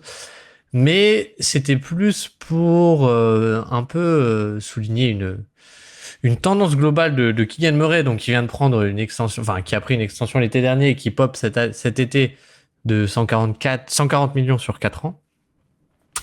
Et en fait, c'est vrai que Keegan Murray, si on retrace un peu sa carrière, c'est un peu ça que je voulais faire, c'est de se dire, en fait, il se fait drafter en 2022 par des Kings, donc le management de l'époque de 2022 qui se dit, nous, on veut des joueurs sérieux, donc on va drafter Keegan Murray, qui était déjà très très expérimenté en tant que prospect, et parce qu'on veut un bon joueur. Et il se trouve que du coup, il tombe dans les Kings de Mike Brown, qui arrive du coup le même été. Et sa saison rookie, elle est assez cool en fait. Et en fait, ce qui est assez cool, c'est que t'as surtout le côté shoot. Le côté shoot qui est... t'as des indicateurs où tu te dis, mais c'est génial en fait. 42% à 3 points sur sa saison rookie. Et du shoot parfois en mouvement, du catch and shoot, etc. et le côté un peu défense qui, ça va pas être un all defense, mais tu vois, un potentiel défensif cool. Mais tout ça pour dire que je pense que sa grosse valeur, c'était, encore plus dans ces Kings-là, c'était le shoot et le spacing. Et en fait, tu te rends compte que 2024, 2025, 2026, il fait 36, 34 et 28%. Et en fait, on a 1000 tirs. Sur ces 1000 derniers tirs, bah, il est à 34%. Et en fait, c'est un peu triste parce que, bah, encore une fois, vu que c'est un rookie des Kings, il avait été drafté très âgé. Donc là, il a 26 ans, en fait, en sortie de son contrat rookie. Et en fait, il y a un peu cette question de, bah, il y a un peu le biais de se dire, je pense, le biais d'ancrage, que de me dire que tu restes sur ta première impression et non, mais j'y crois au shoot que j'ai vu en NBA. Ouais. Et en même temps, l'aspect assez factuel quand tu prends un peu de recul, de se dire, ah, bon, en fait, c'est juste peut-être un shooter moyen ou dans la moyenne, quoi. Et tu perds beaucoup de valeur. Et quand tu mets en corrélation avec le contrat, tu te dis, mais pourquoi, en fait? C'est un peu ça l'idée, quoi. Alors, pourquoi le prolonger? Je vois l'idée de... On va pas le laisser tester la restricted free agency, on conserve l'asset et comme ça, limite, il est échangeable dès cet été, tu vois. On peut l'échanger en tant que contrat plutôt que faire un sign and trade. Après, là où je te rejoins, c'est sur la somme, quoi. Là-dessus, on est un peu d'accord. Le prolonger, tu vois, si tu l'avais prolongé sur 15 millions l'année, sur 4 ans ou 5 ans, on aurait tous été contents. Je pense que ça aurait été génial. Mais c'est vrai que, donc tu dis, hein, 28% sur l'année, mais sur les 1000 derniers tirs, il est à 33 ou 34. Donc là, 1000 derniers tirs, c'est pas un petit échantillon, pour le coup. C'est ce que tu veux un peu dire. Et que c'est vrai que, alors moi, j'avais pas suivi la draft 2022 à ce point, alors que les top prospects, mais le passif de shoot au niveau de la NCAA, je vois pas des indicateurs qui me sautent aux yeux, tu vois. Je vois un 75% lancé franc, c'est pas la folie. Je vois une année à 40 à la fac 30, de Iowa. Non, ou une c'est ça, ouais. Mais une seule qui était bonne, quoi. Sur les deux, donc une seule qui était bonne à 40%. Or, il n'y a rien de plus trompeur, sachez-le. Il n'y a rien de plus trompeur sur le niveau de shoot qu'une saison universitaire. Voilà, qu'un pourcentage à 3 points universitaire, faut jamais regarder. Limite, c'est le truc à ne jamais regarder. Et si vous voulez savoir si un joueur va être un bon shooter ou pas, regardez tout, sauf le pourcentage à 3 points. Ça peut paraître contre-intuitif, mais c'est un peu l'idée. Donc tu vois, maintenant que je regarde ça, comme tu dis, un peu a posteriori, et quand j'essaie un peu de faire fi, moi également, de ce biais d'ancrage il démarre l'année. En plus, première saison rookie, dans une saison où les Kings sont bons, il va en playoff, il shoot bien contre les Warriors, il défend bien contre Curry, etc. Donc le biais d'ancrage est encore plus marquant parce qu'on l'a vu, année rookie. Tu vois, c'est pas comme d'autres rookies qu'on voit à peine 15 fois dans l'année parce que on regarde pas Washington tout le temps. Mais là, les Kings, on les avait quand même beaucoup vus, quoi. Donc quand tu mets un peu en perspective la carrière depuis et la carrière universitaire, j'avoue que est-ce que vraiment on a un shooter d'élite? Non. Après, je pense quand même qu'il peut peut-être rebondir et être un shooter à terme à 36, 37, 38, quoi, tu vois, cette zone-là. Mais clairement, le 41% a été trompeur dès le début et il faudrait aussi, il s'agirait, de savoir rebondir maintenant. Ouais, mais tu vois, même 36, 37%, c'est quoi la vraie valeur d'un 36, 37%? Enfin, je vais pas dire que t'en trouves au contrat minimum, mais je suis pas loin de le penser, quoi. Si c'est ça ta carte un peu maîtresse, après, la défense est sympa, hein. Je grossis un peu le trait, mais je trouve que le déclassement est tout de suite assez important et c'est un peu dommage parce que c'est vrai que bah j'aimais beaucoup, quoi, sa saison rookie, encore une fois. Ah ouais. Et comme tu dis, en plus, en termes de stats que j'ai dû citer, les anciennes années, le pourcentage de paniers assistés, 63% cette année. Et en fait, ouais, c'est quand même beaucoup plus bas que d'habitude. Hein. Donc, cette saison, il s'est créé beaucoup plus son tir que d'habitude. Après, c'est 23 matchs, c'est même pas 800 minutes. Donc, je le mets un peu entre parenthèses, tu vois. Cette saison très particulière et en plus très courte. Mais en carrière, on est sur 87, 84, 80% de paniers assistés, grosso modo, en trois premières saisons. Donc, c'est vrai que payer aussi cher un mec qui est de toute évidence un role-player 3&D, alors très bonne défense comme tu dis, mais le 3 est un peu douteux, ça fait cher, quoi. Ça fait cher et tu te dis, c'est le contrat va commencer. 5 ans à venir, 50 millions de garantie.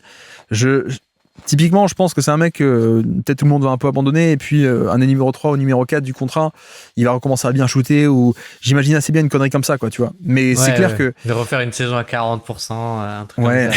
Exactement.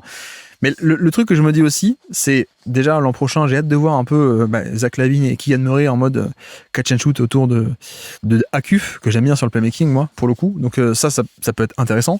Mais non, mais historiquement, je te disais tout à l'heure, les Kings sont montés, je crois, 2 fois dans la loterie. On en parlait tout à l'heure. La première fois, c'est Marvin Bagley 2018, où le pic qu'ils ont eu a été plus grand que leur proba initial. Bon, ils se sont plantés en long, en large, en travers. C'est-à-dire qu'il y avait quand même 2 prospects qui étaient géniaux et qui étaient encore disponibles, puisque les Suns avaient pris Ayton et pas ni Luka Doncic ni Jaren Jackson, et ils ont pris Bagley. Donc là, c'est un peu pour eux, pour leur pomme, parce qu'ils sont quand même montés dans la draft la plus talentueuse je vais pas dire l'histoire, mais de ces 10 dernières années. Bref. Et l'autre fois, c'était Keegan Murray. Ils sont montés à l'heure 2022. Ils sont arrivés 4e en 2022. Je sais pas si t'as vu les noms qui sont derrière, mais c'est quand même pas de chance parce que c'est une draft qui était très cool en haut avec Banchero, Jabari Smith qui est un peu dans le mix et Chet Holmgren surtout. Top 3, ils sont 4e. Donc déjà, c'est un peu... Voilà. Et derrière, on a Ivy qui est 5e à Détroit, Mathurin. Ensuite, on a Shaedon Sharp, Dyson Daniels qui est 8e chez les Pelicans, Jeremy Soran, Johnny Davis, Ousmane Dieng. Est-ce qu'ils auraient dû prendre Jalen Williams en choix numéro 4? Ça aurait été le overpick de la décennie, quoi. Ouais. C'est ça, sachant que il fait 12e Jalen Williams, c'est déjà une belle surprise au soir de la draft. Oui, moi, c'est ça. Ouais. Voilà, c'est donc 4e. Voilà. Après, moi, le seul que j'aimais bien, c'était Jaden Ivey, mais un peu plus, Paris talent pur. Donc on va pas. Mais c'est sûr qu'il y avait, a posteriori, même au moment, c'était un peu la place du con, quoi, la place du 4, là où tu savais que t'avais une perte de talent assez considérable. Et donc, je pense qu'ils se sont dit, on aime personne en dessous, donc on va prendre peut-être le pick le plus safe avec Keegan Murray. Mais voilà. Voilà ce que ça donne. Bon, encore un contrat à surveiller pour le coup, et lui malheureusement n'est pas un contrat finissant, donc on verra bien. On espère quand même qu'il va rebondir parce que c'est vrai que les séquences en tant que rookie, tu sais, en défense sur Stephen Curry où il est grand, il est long, mais quand même il est assez bon en navigation d'écran, c'est quand même très cool, quoi. Donc j'ai quand même espoir de revoir ça un jour dans une bonne équipe, on verra bien. Et d'ailleurs tu vois, alors tu me diras peut-être que j'exagère, mais il a pas un jumeau qui s'est fait drafter genre fin de premier tour, deuxième tour, Chris Murray. Mais l'année d'après, ouais, il se fait drafter en 2023 et ouais, exactement. Ouais, mais en général, c'est pas pour dire, mais les jumeaux, ils ont quand même un niveau assez proche, historiquement, non? Les Maurice sont draftés en back-to-back et il y a quand même des différences de profil. Non, mais tu vois, j'exagère un peu, mais il y a un côté où... Les Thompson font 4-5, si je dis pas de bêtises. Oui. Les Lopez, un peu pareil. Alors, bon, Brook Lopez a un jeu offensif et Robin, non. Non, mais j'exagère un peu, mais est-ce que vraiment il y avait un écart à ce point entre Keegan qui était 4e et l'autre jumeau qui était à ce point bas? À quel point est-ce que c'est pas aussi donc un peu la surchauffe à 3 points? Ouais, qui a bien boosté, ouais. Sinon il y a les frères Boozer, mais qui pour le coup sont pas des vrais joueurs puisqu'il y en a un qui fait 2,10 et l'autre qui fait 1m90, quoi. Bah alors t'es gentil parce que t'aurais pu prendre pire. T'aurais pu prendre le first pick de l'année d'avant. Les jumeaux flag. Oh oui. Exactement. Ah, j'avais oublié les jumeaux flag. Oh la vache. Ah, c'est vrai qu'il a Cooper Flag, un frère jumeau, hein, rappelons-le. Champagny aussi, les jumeaux Champagny, tu vois. Les deux partaient du même niveau à peu près, mais il y en a un qui a appris à shooter plus vite, on va dire. Bon bref, passons à 4e stade du jour de mon côté. Je vais dire 50,5. Je vais y aller parce que je sens que tu vas pas y aller toi. 50,5, c'est le pourcentage de passes en sortie de drive de Russell Westbrook. C'est-à-dire que il faisait des passes en fin de drive 50,5% du temps, donc au-dessus de une fois sur deux, et c'est également le 2e plus haut pourcentage de faire des passes en fin de drive de toute la NBA parmi les gros volumes. Gros volume, j'entends qu'il est à plus de 11 drives par match, et il a joué un temps de jeu titulaire cette année, 29 minutes de jeu en moyenne pour Westbrook. Il a retrouvé un rôle de créateur, balle en main, contrairement un peu à l'an passé à Denver où il s'était un peu métamorphosé sur un profil un peu hybride, avec la balle parfois, mais aussi parfois sans la balle, tu sais, les cuts, le rebond offensif, etc. autour de Jokic. Et pour le coup, donc, 2e de NBA sur à quel point il finit ses drives par des passes plutôt que des points. Et donc, forcément, alors, premier devant lui, il y a seulement Kevin Porter Jr., dont on a parlé dans l'épisode de Milwaukee, on n'arrive pas à savoir encore si c'est un bon joueur ou pas, Kevin Porter Jr. Mais de l'autre côté, forcément, il est également 40e sur 40. Donc, bon dernier des gros volumes de drive sur à quel point il mettait des points par match sur ses drives. Voilà, à peine 4 points et quelques par match générés sur des drives. C'est le plus petit total sur les gros drivers. Bon, pourquoi je parle de tout ça? Des stats un peu détaillées, un peu précises, pour dire que, grosso modo, Westbrook a retrouvé des ballons de création et Westbrook est devenu une arme de driving kick. On peut le simplifier comme ça, driving kick ou alors pick and roll, mais voilà, ça drive au panier et ça ressort, ça trouve l'homme ouvert. Et c'est vrai que je pense que c'est un domaine dans lequel il est encore bon, il est encore très bon, et un domaine sur lequel il a pu aider. J'avoue que moi, je l'ai vu venir depuis loin, même très loin. Autant l'an passé à Denver, je réclamais un peu la fin de l'expérience parce qu'il y a eu des bons passages, mais on a vu que le plafond en playoff était malheureusement... il n'y avait plus les jambes, il n'y avait plus l'efficacité sur le jump shot, il manquait des choses. Également, c'est un mec qui n'est pas à ce point flexible pour jouer à côté de Jokic. Donc Denver, je me disais, bon, ça marche pas trop, on peut se permettre de laisser partir. Autant le côté, il va arriver aux Kings et prendre toute la création, j'avoue que ça, je l'ai vu venir, et j'insiste, le scoring est parti, il n'y a plus rien. Mais quel créateur collectif. Et vraiment, je pense que Maxime Reno fait pas sa saison s'il n'y a pas Westbrook. Je pense que, tu vois, presque toutes les bonnes surprises de l'année, c'est que des intérieurs. C'est Maxime Reno, il y a Cardwell, dont on va pas parler encore, il y a Precious Achiuwa qui fait son année record de cette année. Donc en fait, je pense que le driving kick et la création collective, ce qui le séparait un peu d'autres scoreurs qui étaient moyennement efficaces dans leur prime, comme lui, ça c'est encore là, et c'est encore là à un bon niveau. Alors après, j'ai quand même tenté, tu vois, Baptiste, de chercher un peu des indicateurs de l'âge. Où est-ce qu'on peut un peu chercher ou voir est-ce qu'il y a un déclin ou pas quelque part. Bon, efficacité générale au scoring, on est à moins 9% relatif à la moyenne, comme en 2025, comme en 2024. Donc, c'est pas pire qu'avant, j'ai envie de dire. Le domaine où peut-être on pourrait lire un déclin, c'est le taux de lancer franc. Pour la première fois de sa carrière, il a un taux de lancer franc relatif à la moyenne qui est plus bas que la moyenne. Il est à 83 de free throw rate plus, donc de 83 pour la 100, la moyenne qui est fixée à 100. Il est quasiment 20% plus bas comme chiffre de provocation de lancer franc, 20% plus bas que la moyenne NBA, plus faible en carrière, donc première fois en dessous de la moyenne, comme dit. Et c'est également, par ailleurs, la première fois de sa carrière qu'il est au-dessus, non pas au-dessous, mais au-dessus de la moyenne sur le taux de 3 points relatif à son propre jeu. C'est-à-dire que il a ce qu'on appelle un 3-point rate, donc à quel point son jeu penché vers le 3 points versus 2 points, qui a jamais été aussi élevé vis-à-vis des 3 points. Pour le dire dans des chiffres plus concrets, vous allez voir, plus de 40% de ses tirs étaient à 3 points, 42, et 48% de l'autre côté étaient autour du panier et flotteur. Donc tu vois, 48, 42, après il restait à compléter avec quelques longs 2 par-ci par-là. Mais c'est quand même fou de voir un peu cette évolution de, malgré le côté driving kick et passing et playmaking, il a jamais pris autant de 3 points. Et c'est là aussi où je pense que à quel point faut-il lire un peu un déclin dans les lancers francs qui descendent? Je sais pas. Je sais pas, est-ce que c'est lui qui vraiment a décliné ou pas?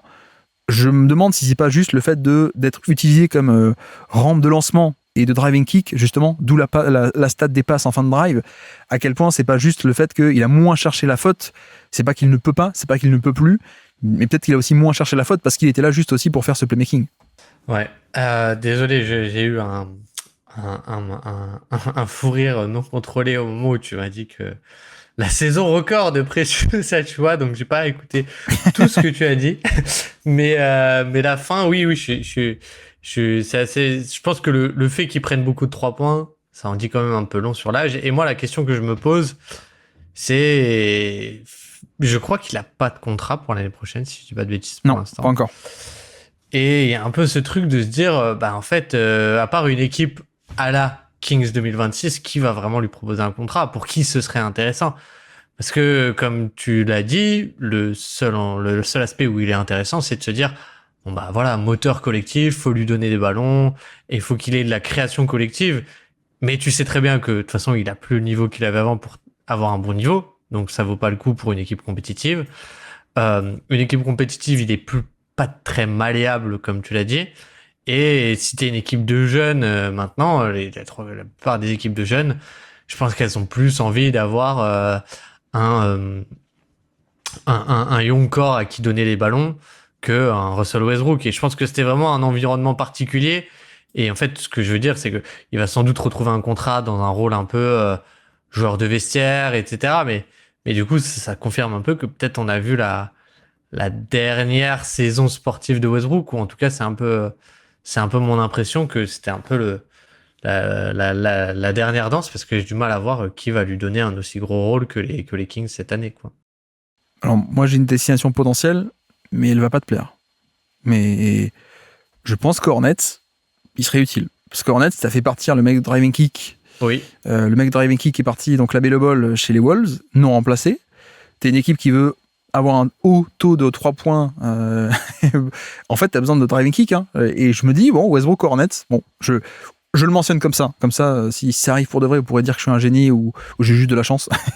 Non, mais blague à part. Hein. Blague à part, je te rejoins sur l'aspect de est-ce que ces Kings n'ont pas aussi permis, tu vois, à DeRozan d'exister, entre guillemets, un peu plus en NBA et Westbrook d'avoir un peu ce côté création. Mais d'un côté, tu vois, je t'ai dit, bon, les lancers francs, ça veut pas dire déclin forcément, c'est parce qu'il était concentré sur le driving kick.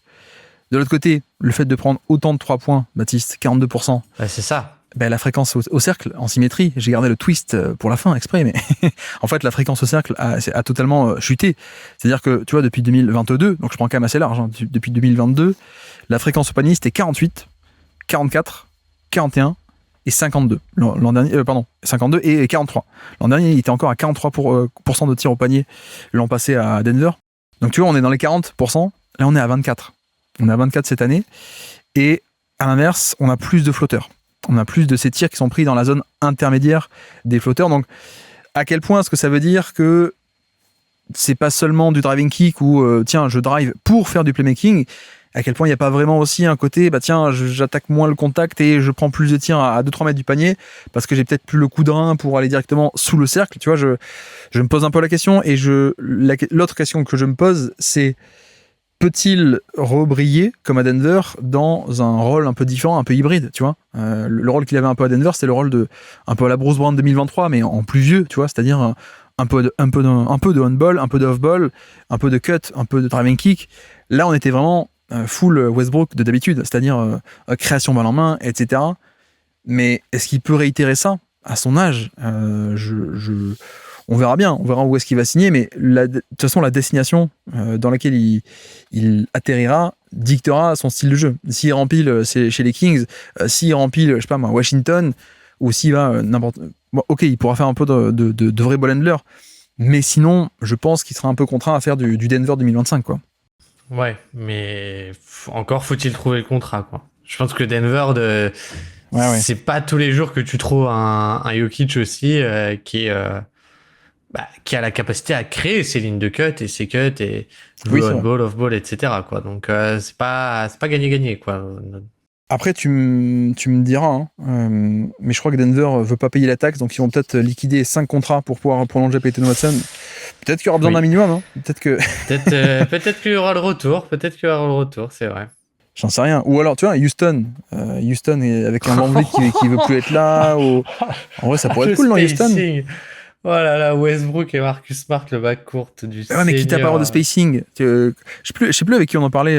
C'est avec toi, non? On parlait de Détroit, non? Ou de je sais plus quelle équipe. On disait, mais de toute façon, tu peux pas aller en négatif. Donc, une fois que t'as pas de spacing, oui, autant ajouter. On parlait de Houston qui était comme ça. Mais bon, bref. Oui.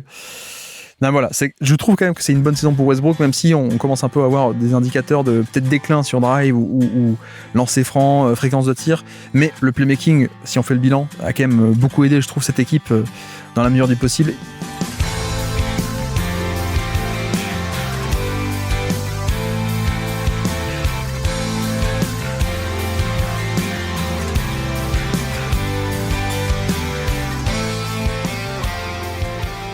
Et donc, je peux te lancer, quelle est ta 5e et dernière stat du jour à nous présenter pour ces Sacramento Kings 2026?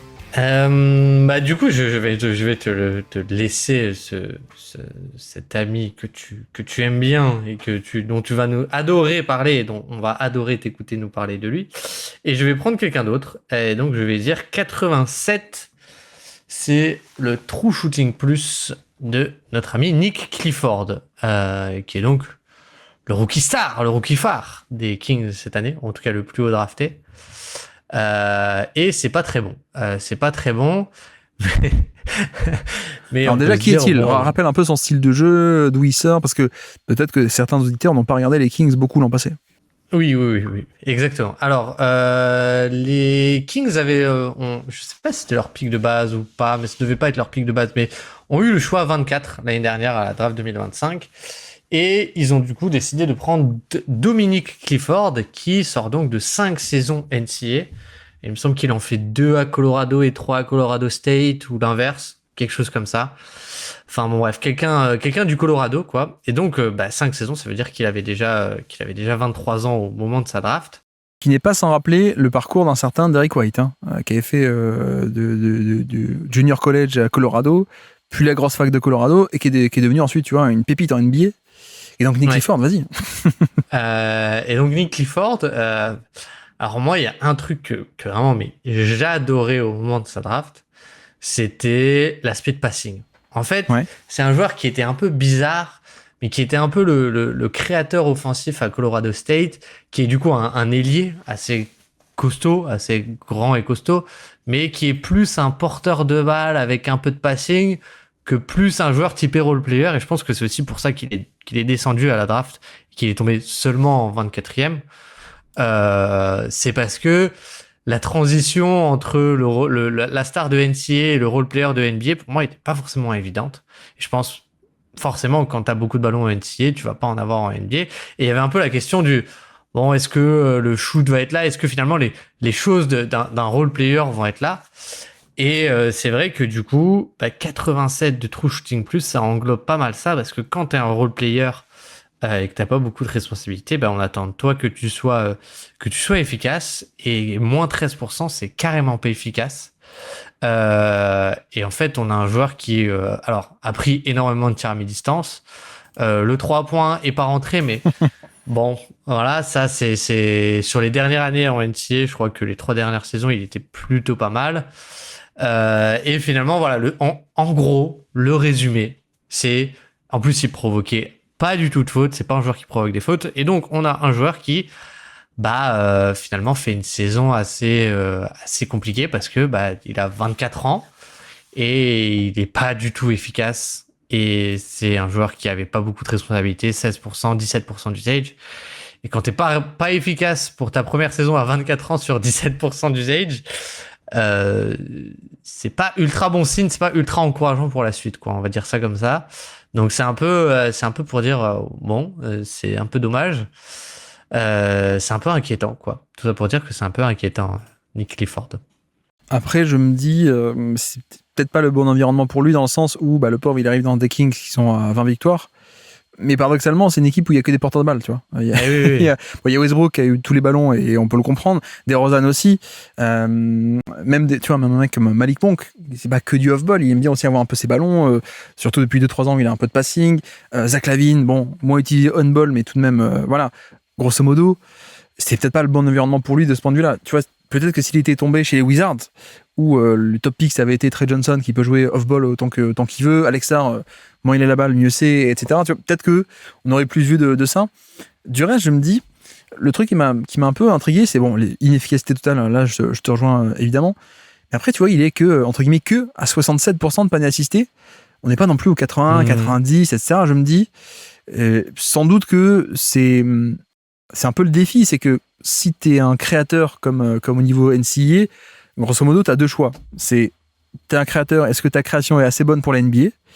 Et de l'autre côté, si c'est pas le cas, et si ta création elle est bonne pour le niveau universitaire mais pas NBA, quels skills il te reste? Et c'est là où je te rejoins un peu sur l'aspect de, en fait, les skills complémentaires de catch and shoot, de 3 points, je sais pas moi, de cut, ou de trucs complémentaires, même de défense, tu vois.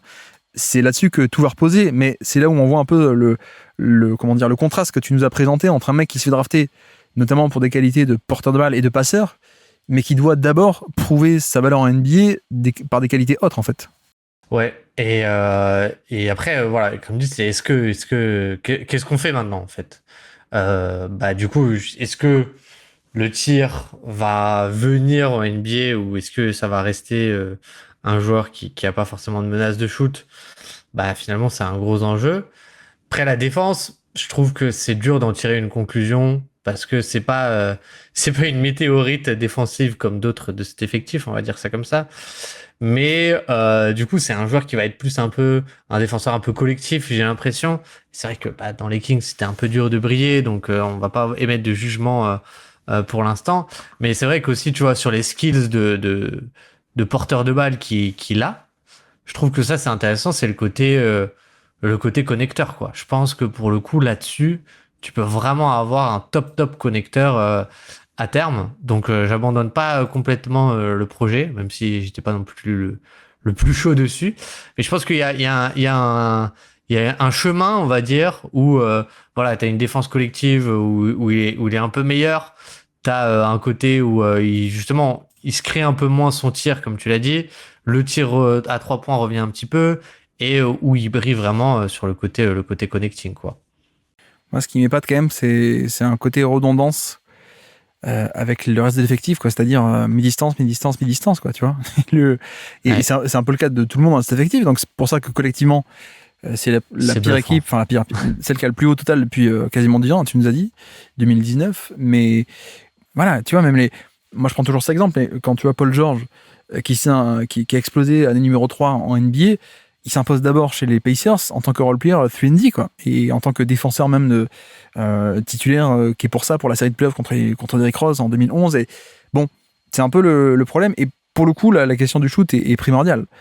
Parce que le passing c'est très cool, mais si le catch and shoot est pas là de base, ça peut être un problème. Alors l'autre, non pas rookie mais très jeune joueur, joueur drafté récemment des Kings, j'avais pas particulièrement de stats pour lui, si ce n'est qu'il y avait un minutage, mince, j'avais noté quelque part, je l'ai perdu. Les minutes depuis 2 ans de Devin Carter, on n'est même pas à 1000 minutes, je crois, depuis 2 saisons. On est à 1096, voilà. 1096 minutes depuis 2 ans, c'est-à-dire 400 l'an passé et 700 cette année. Alors qu'on dit quand même depuis tout à l'heure que les Kings, il y avait de la place, on a fait moins jouer un tel, Sabonis a été blessé, et même Lavine, 1000 minutes à peine. Bref, qu'est-ce qu'on pense de Devin Carter? Alors même pas 1000 minutes en 2 ans NBA, alors que lui en plus il est l'autre, il me semble. Ouais, on se marre bien, hein. On se marre bien en se disant en se rappelant pourquoi il a été drafté, c'est pour pouvoir jouer à côté de Fox. Et voilà. Non, j'avoue que pour le coup, j'ai pas. Alors, je crois que il a eu pas mal de blessures, surtout sur son année rookie. Ouais. Donc ça, c'est un peu dommage. Mais c'était quoi? C'était profil défense, quoi, grosso modo. C'était profil défense à Providence. L'autre tripique est déjà un peu plus âgé aussi, évidemment. Ouais. Mais un peu le côté 3&D, mais il me semble qu'il a des bras absolument immenses. Qui avait même un peu la comparaison qui revenait beaucoup en NCAA, c'était un peu Derrick White, parce qu'il y avait le côté où il pouvait apporter de la protection de cercle en NCAA en tout cas. Mais c'est vrai que bon, le début NBA est assez compliqué parce que blessure, parce que l'attaque est pas là et parce que drafté pour vraiment, je pense, compléter cet effectif, et au final l'effectif n'est plus, donc finalement oui, tu draftes un role player pour être compétent, sauf que tu te rends compte que quand ton effectif n'est plus compétent, le role player que tu as drafté n'a plus vraiment de valeur non plus, quoi. Ouais. Donc il a été envoyé à Atlanta cet été, dans l'échange de Lou Dort, il me semble, un truc comme ça. Mais bon, tu vois, si tu me dis l'an prochain, il fait des bonnes minutes en tant que défenseur à Atlanta, ça me surprendrait pas non plus, pour le coup. Non, mais clairement. Après, ce qui est rigolo, c'est quand même que bon, ils draftent que des mecs qui sont très vieux, et même le mec loterie qui avait été drafté vieux, c'est pas eux qui l'avaient drafté, mais ils l'ont récupéré. Chris Duarte, qui avait été récupéré alors que c'est les Pacers qui l'avaient drafté très vieux en loterie. Mais ouais, non mais alors ça, on se moque un peu, on en fait une blague. Mais mine de rien, c'est vrai que c'est quand même pas inintéressant de noter ça, quoi. Noter un front office qui draft des mecs un peu plus vieux. Alors, en soi, le but est seulement de trouver des bons joueurs. Et je pense que personne ne le reprocherait s'il les trouvait, les bons joueurs, mais c'est pas trop le cas, quoi. C'est ça. Je sais pas s'il y a de la malchance ou si qu'est-ce qui se passe, mais bon, on verra à l'avenir. Je pense que maintenant il y a un peu avec DeRozan coupé, Lavine, je pense qu'il va pas beaucoup rejouer, la draft de Akuf, etc. Je pense qu'il y a un nouveau cycle, mais c'est vrai que même les role players qu'ils ont essayé de drafter ne sont pas bons. C'est bluffant. On va quand même essayer de remonter un peu le moral avec une dernière réussite alors. Ma 5e stat du jour, je peux aller sur lui. Moi j'ai moins 8,6. Est-ce que tu sais ce que c'est, moins 8,6? Je pense. Est-ce que c'est un peu comme 3,8% de block percentage? Ouais, c'est un peu ça. Ouais. C'est donc moins 8,6%, c'est la perte d'efficacité infligé au panier par Dylan Cardwell, le méga défenseur Dylan Cardwell. Effectivement, il y avait aussi un autre. Donc, moins 8,6, on est au même niveau, à la virgule près, qu'un certain Victor Wembanyama. Tu connais ou pas Victor Wembanyama? Ça te dit un truc ou... Je connais son frère, je crois que son frère joue à Strasbourg, mais non, je ne connais pas. Et juste aussi derrière, il a 8,8, c'est Rudy Jobert, je crois. Je sais pas si tu les connais. Bon, là, il est au même niveau que ces mecs-là, à peu près. Mais non, voilà, blague à part. Ce qui est quand même notable, c'est que donc c'est parmi il n'a pas un gros volume. Il n'a pas un volume immense de tirs défendus au panier par match, mais non pas parce qu'il n'est pas au panier, parce qu'il joue pas non plus des tonnes. Pour le coup, notre ami Dylan Cardwell, pardon, je vais rappeler un intérieur qui a été drafté il y a pas longtemps, donc l'an passé, non, pas drafté d'ailleurs, pas drafté du tout, mais un undrafted rookie qui avait passé 5 ans aussi à la fac de Auburn, donc il arrive très très vieux, lui aussi il a déjà 24 ans, il aura 25 en décembre, donc très très vieux en effet, donc un intérieur, et donc il n'a pas un gros volume parce qu'il joue assez peu, il joue 20 minutes par match à peine. On ne peut pas filtrer, et tu vois, dans cette catégorie sur NBA.com, on ne peut pas mettre par 100 possessions. C'est dommage parce que j'aurais bien aimé un peu avoir ça. Je pense qu'il aurait été un gros volume de tirs défendus au panier par 100 possessions et ça aurait été comparable à d'autres. En tout cas, parmi les petits volumes modérés, plus de 4 par match tirs défendus au panier en moyenne, il est 16e sur 50 en termes de perte d'efficacité au panier.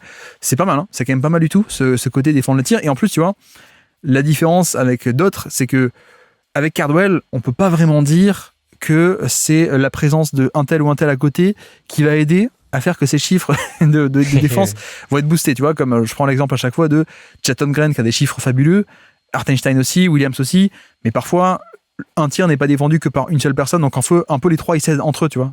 Les stats de Chet sont gonflés, comme celles de Hartenstein, comme celles de Williams, comme à l'époque des Bucks, de Giannis, de Brook Lopez, de Robin Lopez, les trois se boostaient un peu chacun leur score. Cardwell, on peut pas dire que ce soit le cas. Donc bon bref, c'est un peu une stat prétexte pour parler de lui et de sa défense. Autre truc un peu marrant qu'on peut faire, c'est un filtrage. Plus de 800 minutes, plus de 3,8 block percentage et plus de 1,4 de steal percentage parce qu'il a aussi des bonnes mains. 3 joueurs répondent à ces critères en 2026. Wembanyama, Dylan Cardwell et Robert Williams aussi, le fabuleux Robert Williams, mon chouchou, qui est encore là. Mais tu vois, notamment, c'est aussi intéressant ça, ce filtrage, parce que il n'y a pas que les contres, il y a aussi des mains et des bonnes mains.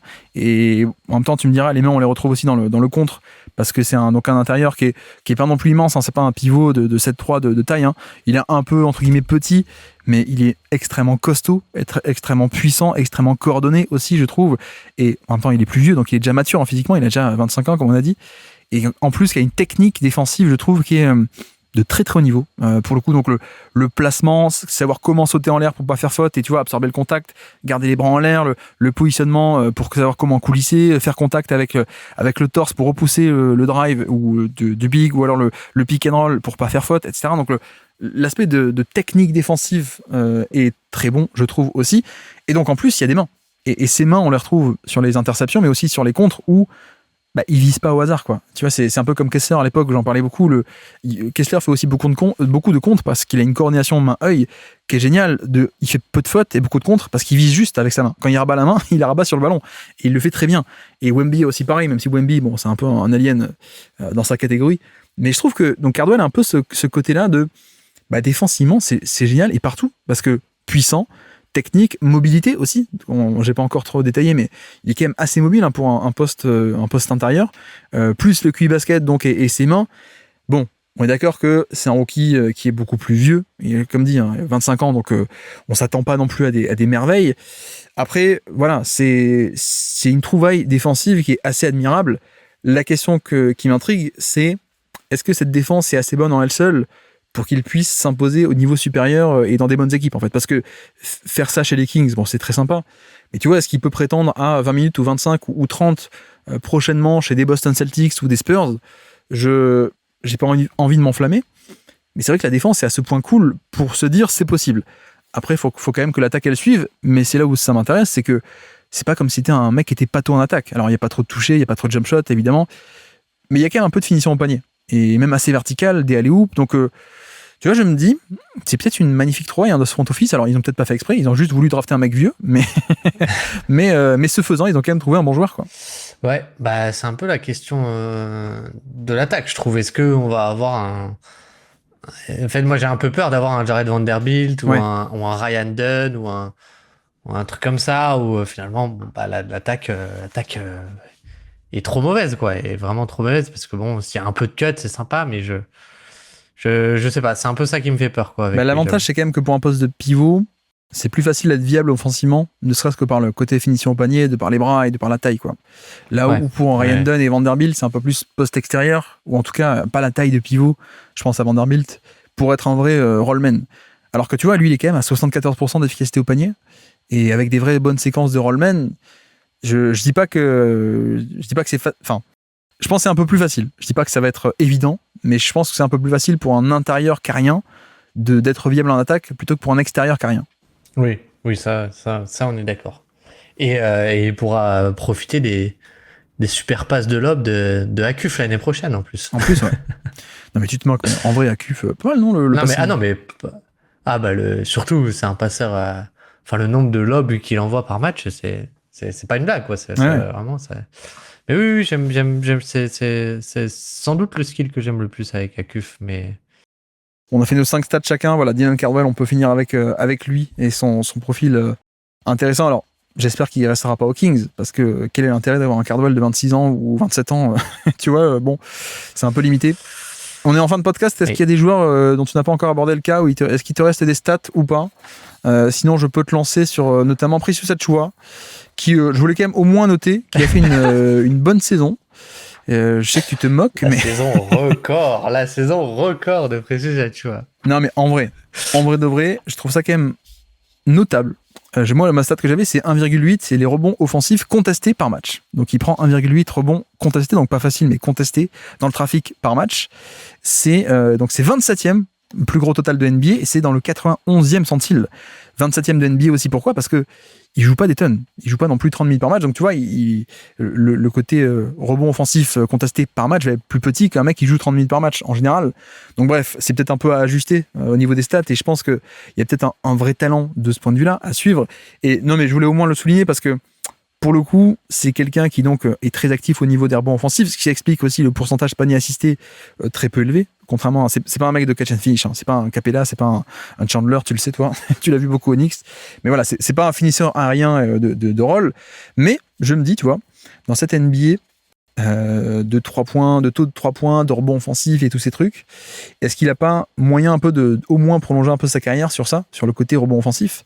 Et je serais assez curieux parce que c'est un mec que moi j'aimais bien de base pour la théorie, on va dire. Après, la pratique, elle est très différente parce que dans la théorie, tu dis waouh, c'est un pivot, un mini pivot qui peut passer, qui peut dribbler. Dans la pratique, en fait, le toucher de balle est catastrophique. Il n'y a pas de jump shot non plus. Il n'y a pas d'agressivité, il n'y a pas de puissance. Bon, tu vois, je dépeins un portrait qui est pas très flatteur, on est d'accord. Mais je me dis, cette année, il a quand même un peu plus scoré que d'habitude. Tu vois, 47% dans la zone des flotteurs, 69% au panier. Est-ce que c'est juste l'effet Westbrook? Est-ce que c'est lui qui est un peu meilleur aussi? Et est-ce que, tout simplement, est-ce qu'il aura une place en NBA? Mais tu vois, si tu me disais les Hornets qui cherchent des rebonds offensifs vont le chercher, ça m'étonnerait pas non plus. Mais bon, c'était un peu pour le noter, mais je pense qu'on est quand même très loin d'un joueur NBA qui est ultra valuable, quoi. Oui, ça là-dessus, je ne te contredirai pas. Mais bon, je crois qu'on a fait à peu près tout, hein, parce que les jeunes aussi étaient intéressants, mais tu les as traités, Devin Carter et Nick Clifford. Hunter, on n'a pas trop parlé, mais en même temps, il n'a rien fait, Hunter. Dennis Schroeder aussi, bon, qui a été viré, on n'a pas grand-chose à dire, hein, je pense qu'on sera d'accord. Non, le seul cas dont on n'a pas encore discuté, c'est Malik Monk. J'avoue que j'ai pas grand-chose à dire sur Malik Monk. Il est un peu bis repetita de Zach LaVine, c'est-à-dire il joue un peu moins, un peu moins de ballon de création, il fait un peu du Malik Monk, mais voilà, c'est pas grand-chose à noter. Tu me dis, hein, si t'as autre chose à préciser. Et puis, juste pour dire aussi que Keon Ellis a fait une demi-saison avant de se faire échanger contre... Enfin, ça aurait dû être un mec qui était contié par tout le monde qui l'était, qui aurait dû partir pour un asset positif, qui a juste été utilisé pour salary dump Schroeder. Encore une mauvaise gestion peut-être des Kings, on peut le dire. Oui. Je pense qu'on peut s'avancer sans trop de risques là-dessus, oui. Et avant que tu ne commences à enchaîner sur Daquan Plowden, je pense qu'on peut conclure ce podcast en tout cas. Je te remercie beaucoup, Badi, d'être passé pour faire le bilan des Sacramento Kings. Ça a été dur, mais on y est arrivé, tu vois. Ouais, écoute, on l'a fait. Merci aux fans des Kings si vous nous écoutez jusque-là. On espère qu'on vous aura pas trop déprimé, et puis si les autres, j'espère qu'on vous aura un petit peu amusé pendant. On a quand même fait quoi, 2 heures sur les Kings. C'est quand même pas mal.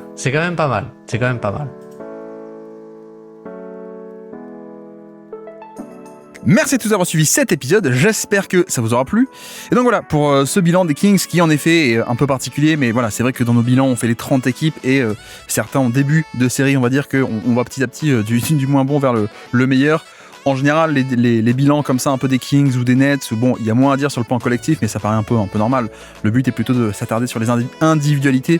Donc voilà, c'est un peu ce qui a été fait aujourd'hui. Et donc, très rapidement, on va se retrouver demain pour le prochain bilan 2026. Et demain, on va parler et on va faire le bilan du Utah Jazz. Et donc, sur ce, je vous remercie une nouvelle fois de nous avoir écoutés jusqu'au bout. Un grand merci à Baptiste d'être passé sur le Basket Lab. Et moi, je vous dis à très bientôt. Ciao.